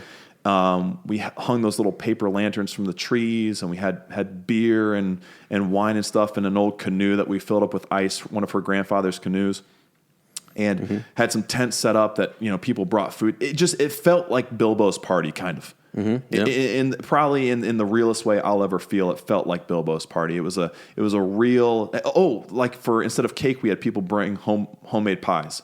Okay, yeah, and we ate like these donuts that we stacked into a cake kind of thing, and it was very, very hobbity. Right. Yeah. So we. Yeah. I'm gonna try and get through it without crying because I'm like an emotional wreck right now, just because I'm a dad, right? Yeah. So that's what happens. So we also wanted to get married by someone who was important, and we couldn't really pick just one person. So we had three people do three. Mm-hmm. There you go. Yep. 3 people do our ceremony. So it was Sarah's grandfather, Bob Ward. As his Canadian friends would know him, Bub Ward. Peter Donovan, patron of the show. Wow. Big Pete. Yep. And then our good friend, Jeremy Strayer, Stray Dog. Yeah. Who was a professor at the NAS. Yeah. Do you remember him, Jeremy Strayer? Yeah. Okay. So Bub Ward had this amazing heartfelt prayer and blessing. Incredible. Yeah. Pete read a portion of Peter Pan, which is a very important story for us. We both love Peter Pan. We love the idea of never growing old and always staying young. Yeah. And Jeremy actually read from Lord of the Rings. Wow. And we didn't know. All I said, bro, was, hey, Jeremy, I don't care how you do it. I don't even know how you can do it, but please work in something from Lord of the Rings. Right. I don't care where. I said, I prefer fellowship because that's my favorite portion of the story, but however you can do it. He's like, oh, it's okay. He said, I'll think about it. And the wedding came closer. I can't remember if I checked in with him and said, hey, did you find anything yet? And he said, no, I'm not going to tell you, kind of a thing. Or if I just forgot, I think I almost forgot I asked him to do this. Yeah. So I'm sitting there with my beautiful bride, right? Yeah. Surrounded by all these people I love, except for one, Ezra Kirk. And just I'm on the edge of my seat here, man. This is awesome. In this moment, right? And then I just hear the words of Tolkien. All right, and this is what Jeremy read, and I'm just going to read this part of it. And so imagine this in the context of kind of officially starting your life with someone that you love, paired with the fact that this part of the story, old Tom, is returning to the one that he loves, right? Yeah. The one who gives his life light and meaning, and that golden light of love, of true love. So, and also, I guess, kind of the feeling that it instills in the hobbits. Yeah. I'll just read the damn thing. Yeah. They all hurried forward, hobbits and ponies. Already half their weariness and all their fear... all their fears had fallen from them. Hey, come merry dole, rolled out the song to greet them. Hey, come derry dole, hop along me hearties. Hobbits, ponies all, we are fond of parties. Now let the fun begin. Let us sing together. Then another clear voice, as young and as ancient as spring, like the song of a glad water flowing down into the night from a bright morning in the hills, came falling like silver to meet them. Now let the song begin. This is good, man. Let us sing together of sun, stars, moon and mist, rain and cloudy weather. Light on the budding leaf, dew on the feather, wind on the open hill, bells on the heather.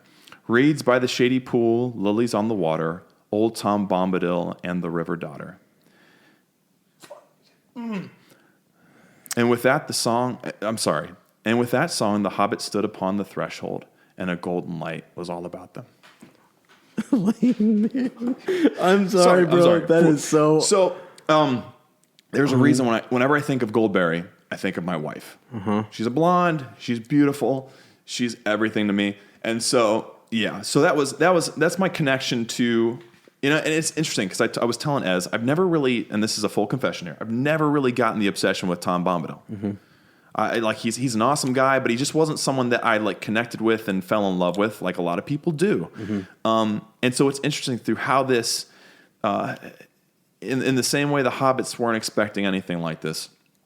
On my wedding day, I wasn't expecting to fall in love with the story of Tom Bombadil and the words of his beautiful bride Goldberry and just how they paralleled. And I can tell you, dude, my eyes were wet as could be, as wet as the old forest itself, dripping and running and sobbing. I mean, it was just, and it was the way Jeremy read it. I mean, it was just, and it was beautiful. And looking into her eyes and being surprised by that, and just that's a welcoming home if ever there was one. Yeah. And how fitting. So anyway, that's my connection to the end of that. Sorry, guys. Can I say something real quick? Go for it, because my friend. I've always heard, guys, and I'm being absolutely dead serious. I love Lane with all my heart.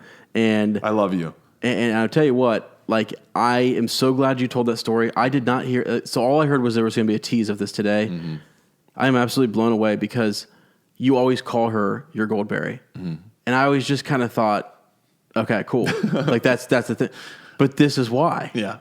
This is exactly why you do it. You've been doing it ever since. I just never really, because I wasn't there, so I didn't get this is unreal.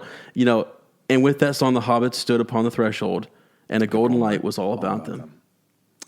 I mean, it's almost like I got to tell you, baby. Every time we sit down and talk to, I feel that same golden light. Yeah, I mean that golden light transcends. It goes across all different friendships and aspects of life. It's in the old forest. I know, right? I mean, that's dangerous, frightening place. Like this life can be. You can find it in the most unlikely places. Absolutely. And it's like an unexpected podcast. Yeah, unexpectedly. Absolutely. Dude, I am so glad you told that story. Hey, and in a way, you were there, my friend. Yeah. God, the biggest regret of my life. Yeah. No. I mean, when you get married, I'm going to refuse to be in your wedding party, just so you know. That's fine. I'll be there, but I can't do it. Okay. I can't do it. That's fine. This is fair. This is public record. They know now. Oh, God. Wow. Okay. So anyways, guys, that's it. I mean, that's it for the chapter. Thanks, Lane, for sharing that. That was Thank you for letting super awesome. Thanks for letting me. That's the kind of stuff, though, that's so cool and personal, and that's the cool part about the book club is that you have this. We're getting some stories from folk that are really personal and they're really uplifting. They're cool. They're funny. They've got us laughing. We're influencing one another, and I think that's just life. Yep. It's beautiful, man. I mean, I can't say it enough. So, I think we've kind of already done some of your cool connections. I think we did all of them pretty much. Okay. We can skip right over. Yeah. Because we've kind of run a little bit long in this episode, so but we got disoriented. Short. We did. So good thing Tom found us. Yeah, no joke. And actually, we've gone so long. Look at that thing. Do you think we should read that whole thing? Or should we skip that one and come back to it? We can put that in the next. See, this would be a good time to talk about. Let's plug it. Ez had this awesome idea. All right.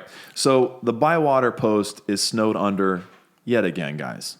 And it is the best problem to have. You guys are, it seems like every stinking day we got a new message in our message mailbox. What am I trying to say? New message to our page. We've got a new email. We've got a new comment that shares a story. Yeah. And it's becoming so much that Ez had this beautiful idea of we just need to almost make Bywater Post its own thing. It almost needs to be its own episode. And we were talking, we were like, how can we make it its own episode, but it not just be us reading what you've sent us. Mm-hmm. Yeah. We'd like to incorporate somehow, whether there are ways to do this, whether we create some sort of virtual voicemail box where you could call in even if you want to write it out first and then read it verbatim, that's fine. But you tell your stories in your own way, in your own voice.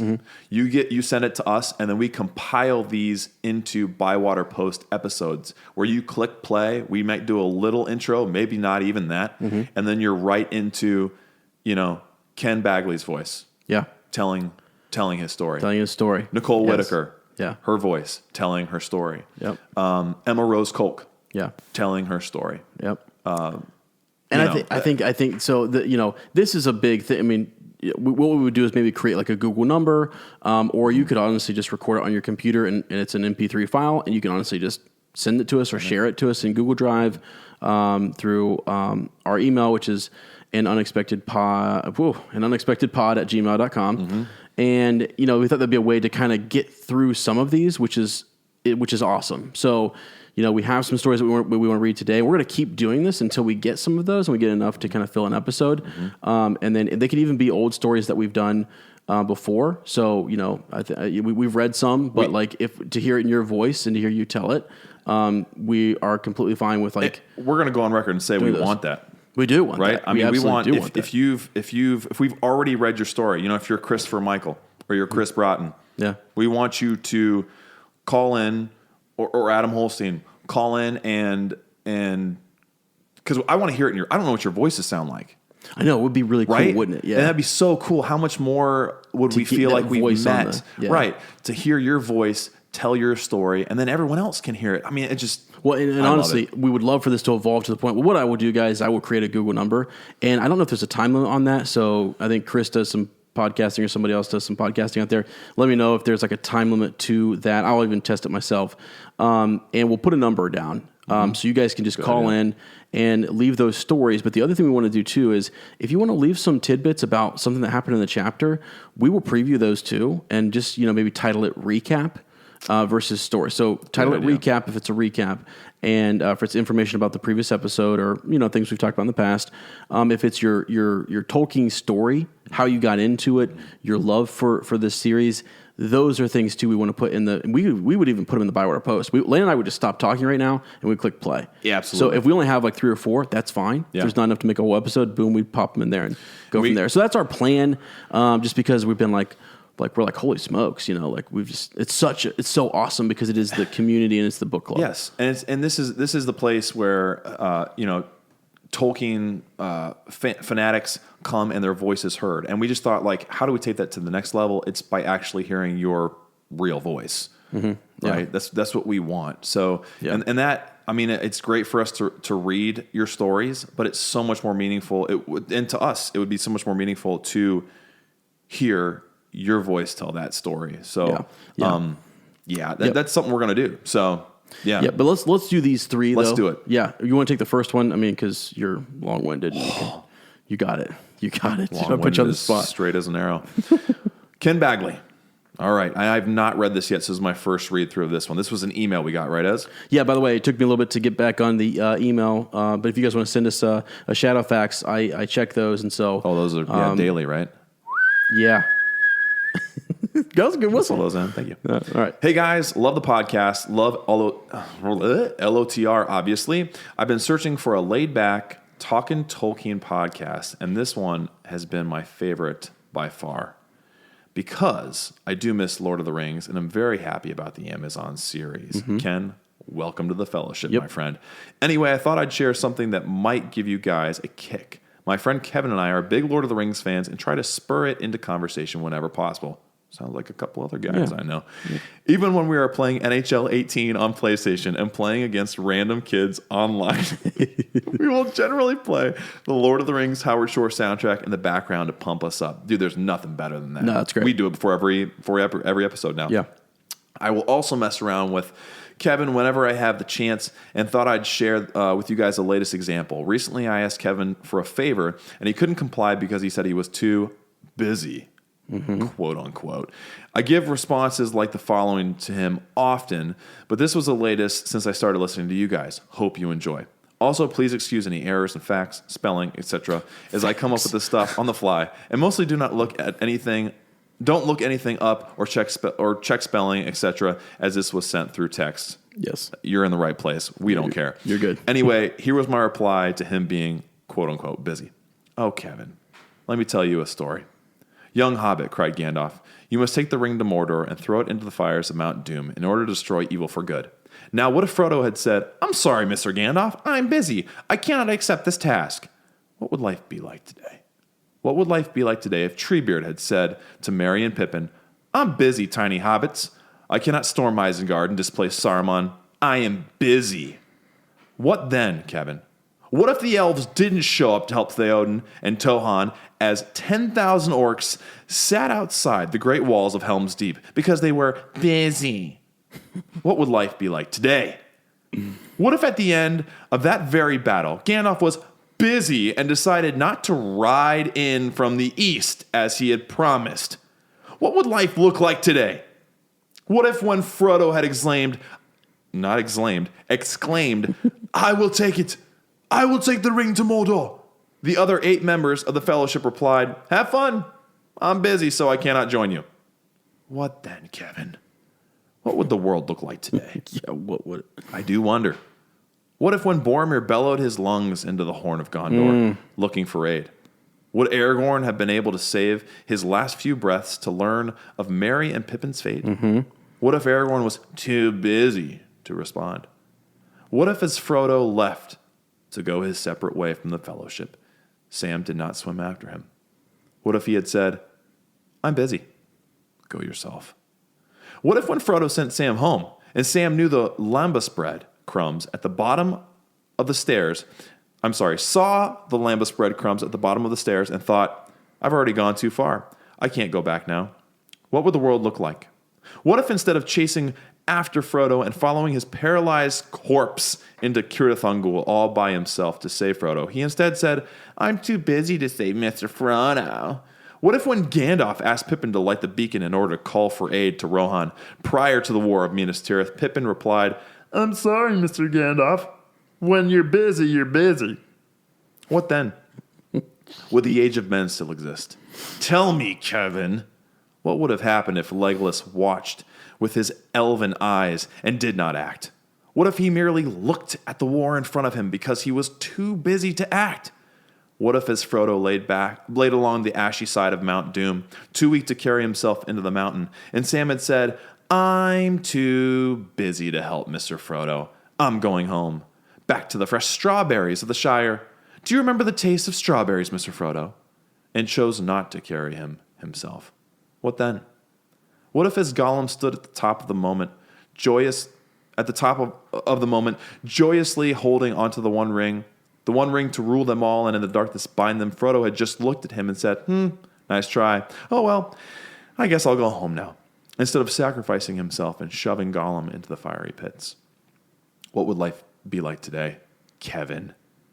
What if Aragorn changed his speech to, a day may come when man is busy, when we forsake all friends and break all bonds of fellowship, and today is that day.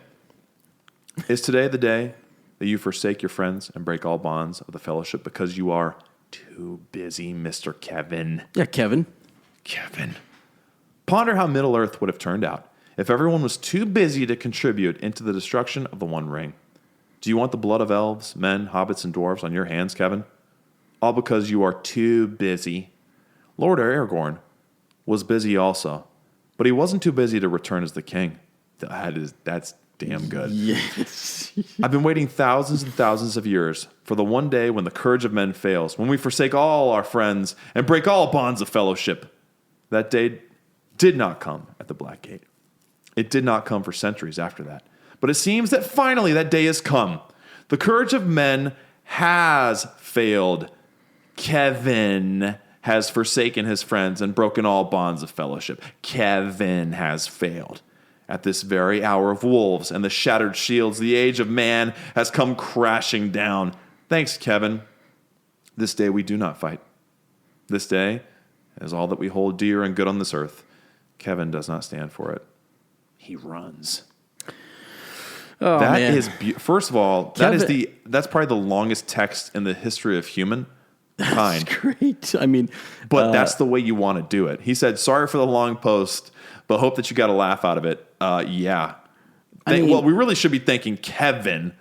Looking forward to the rest of your shows, and thanks for taking the time to talk Tolkien and keep Lord of the Rings going. Thanks for reading. Ken, you're the man, and keep sticking it to Kevin every chance you can. And thank you, Kevin. Thanks a lot. Yeah, and I will say for being too busy. If Lane ever turns into Ken, I am just gonna run. I'm just like... this will get. I mean, no, Ken, this was great. These guys have the same friendship we do. They do, but I'm just except we actually don't like each other. Well, that's true, but so no, that's great. That's great. So we got another one here, real quick. Dean, I'm gonna butcher this. Baumeister, I think. Dean Baumeister. Just wanted to write in and say that I'm really enjoying listening to your podcast. A couple of things about it that I appreciate, especially your energy, enthusiasm, thank you, are infectious, inspire me to re-examine the text. Your energy, Dean, is also absolutely enthusiastic and infectious and all that good stuff. The Ohio connection, I've lived in Massachusetts for 30 years, but I was born in Mansfield and raised in Lima. Yeah. So whenever and actually, this may have been on, this may have actually been on Facebook too. Maybe I got both, but this is in the email. He mentions, when you drop these cool beans, like, yeah, it's you man. It takes me back home, puts a smile on my face. In recent years, I've spent a little time exploring Mount Vernon. What? Did we? I think we did read this, didn't we? This sounds familiar. Checking the Kokosing Gap. I don't remember this. I don't remember the name, though, Anyways, he's checking out the Kokosing Gap Trail. No, I don't remember this. You don't remember this? Okay. All right. Maybe I just read it and I forgot about it. The Knox County Library? Knox County Public Library. The other neat places. So when I hear you mention Mount Vernon Nazarene University or the Premier Theater, I'm like, I've seen that place. I know what they're talking about. That's awesome. I just finished episode 2. I'm looking forward to listening to episode 3 during my drive to work tomorrow. Thanks and keep up the good work. Dean, appreciate that. Sorry if I... Crazy connection, Dean. Yeah, that is actually awesome, and I'm sorry if we didn't, I thought, maybe I just read it so long ago, and I thought that we you may have did it in the podcast. You may have. So that's because I've not heard that. That's my oversight. That's cool. Little connection there. That's awesome. Cheers, Dean. This is from... Isabel. Okay. Yeah, I didn't put her actual... Okay. Isabel. All right. Isabel says, sorry, Ez just had ISA, and I was like, is that Isa? Is that Isa? Isabel. Hey, I'm so glad that you are making this podcast. I tried to read the books when I was younger, but someone stole my book, and so I never got the chance. It was probably Gollum. I really got into Lord of the Rings when the films came out, starting when I was 6. Oh, man, that makes me feel old. I was double her age. You were triple, probably. And even before then, my brother and I used to read to a record book version of the 1970s animated Hobbit film with our dad. That's clutch, man. Yeah. I enjoy your enthusiasm because it takes me back to the days when my brother and I dug a 6-foot deep hole in our backyard as an orc pit. Wow. So we could act out the movies. Wow. I'm excited to read through the books now with the two of you and renew my love of this series. I'll be honest with you, that's awesome, Lane, man. I think we should build an orc pit in the back of your yard. Can you imagine? We could play with Arwen in that. Oh, absolutely. And an orc pit in the back of Bag End. Whoa. That'd be crazy. That's deep. That's deep. All right. So, yeah, again, thank you guys for all of your stories. Those are awesome. We love it. Next episode, we'll get back to some of the iTunes reviews and different things. Also, we should have done our next iTunes Pop Socket giveaway. So we're up to 30, I think. So we still have 3 of those. We have 1 that we'll give away for people between numbers 20 and 30 reviews. And then we also have 2 more between our 30s and 40s and 40s and 50s. So we'll give those away. So, yeah, huge shout out. Thanks, guys. We really appreciate it. Let's move along here real quick. Strawberries and cream. We'll try to get this. We have gone way over on time, so we apologize. But we're going to make a musical companion album, okay? So this is actually true. So normally Strawberries and Cream is like fictional, kind of unrealistic stuff, but we actually are going to make a musical companion album. Who's it going to feature as? Who's it going to feature? If we could just go back and redo any one song, right, from the film. Well, the companion is going to feature us. It's going to be us singing. Well, it's going to feature us. Right. Yeah, right. So in the past, we've had Enya, Emiliana Torellini, Annie Lennox, Neil Finn, Ed Sheeran, Billy Boyd. They all sang featured songs for the films, right? Right. So my question is, oh my gosh, I just saw your answer. Of course. Why not? So if you if you could choose one musical artist to sing a feature song of a future film based in Middle-earth, set in Middle-earth, what artist would you pick to sing that song? Yeah. And who do you have? I don't have one yet. You don't have one, so I'll give you mine. Tell me yours. I'll give you mine. The greatest singing voice we've ever heard in our time. Okay. Actually, of any time. Oh, that's okay. Is she your Goldberry? The one and only T Swift, Taylor, my girl, who I've met. Simon Pants, met her at No, that's an appendices episode. We'll save it. Don't give it away. That's rich. Met Taylor Swift. We're tight. We're close. We will be interviewing her hopefully in the future. Oh yeah. And so I think she could sing probably, Goldberry's song there, or maybe she might be good as cast as Goldberry. Oh gosh. Oh my gosh. Because then she could sing that song. Oh my gosh. Whoa! Did we just set up something that's going to happen in the future for the show? Yeah, I think so. I think so. So here you go. Mine is Robin Thicke. Okay. Yeah, I want to see some Blurred Lines version of, is it an elf? Is it a dwarf? I don't know. I'd love to see the music video for that. I'm totally kidding. I actually think though, that was actually funny. It was kind of funny. They're supposed to be like that. I know, but I actually why are you rethinking it? I want to think of someone really good. Actually, well, my favorite musician is John Mayer. Are you kidding me? Yeah. After I just said Taylor Swift, your favorite musician is John Mayer. Just a little paper doll, boy. Oh, that's what she is. Gosh. A little paper doll. Okay, come on. We got to wrap this up. Okay, sorry. I would pick the 1975. Okay. My favorite band. Okay. They're British. I think they're from Manchester or something. Okay. They would do something crazy and weird, and it'd be awesome. I like it. That's good. Right. You guys let us know who you would like to sing a featured song in another film. Ezra, we've really gone over, haven't we? We've really gone over. Okay. Big time. All right. Yeah, okay. So we want to share the load. We have done our most recent thing. We have The Dream Girl and the Dream Whale is an appendices episode. It's up there. Yeah. We also have Chapter 2 of the There and Back Again series. Yep. Lane and I also will be doing just like a short little... no, Siri, stop. Wow. Why is Siri trying to... Anyways, we will be doing it's just a short little history. It's like a 10-minute, maybe 10. It might get bigger as we go. Yeah. But some of the histories to Middle-earth and different things like that. So, but... bigger as we go. Okay. Mini Christmas. Okay. Sorry. So anyways, yeah, so that's that. Remember to keep checking on our Instagram. Keep talking on the Facebook page. We love that input. Honestly, we look forward to it every day. To just checking that. And we're on Twitter now too. So if you want to have conversation, I don't really understand how Twitter works. Radagast, I'm modeling after him. Yep. So help us out and feel free to start conversations there. And yeah, Fortnight farewells. We got to go. Sorry, guys. We want to thank you for stepping off the road with us. Our next episode, we'll be digging deep into Chapter 7 in the House of Tom Bombadil. If you like our podcast, don't forget to subscribe, like us, write a review, leave a comment, or send us a shadow fax. The Lord of all communication. We'll see you in a fortnight, and remember, Frodo lives.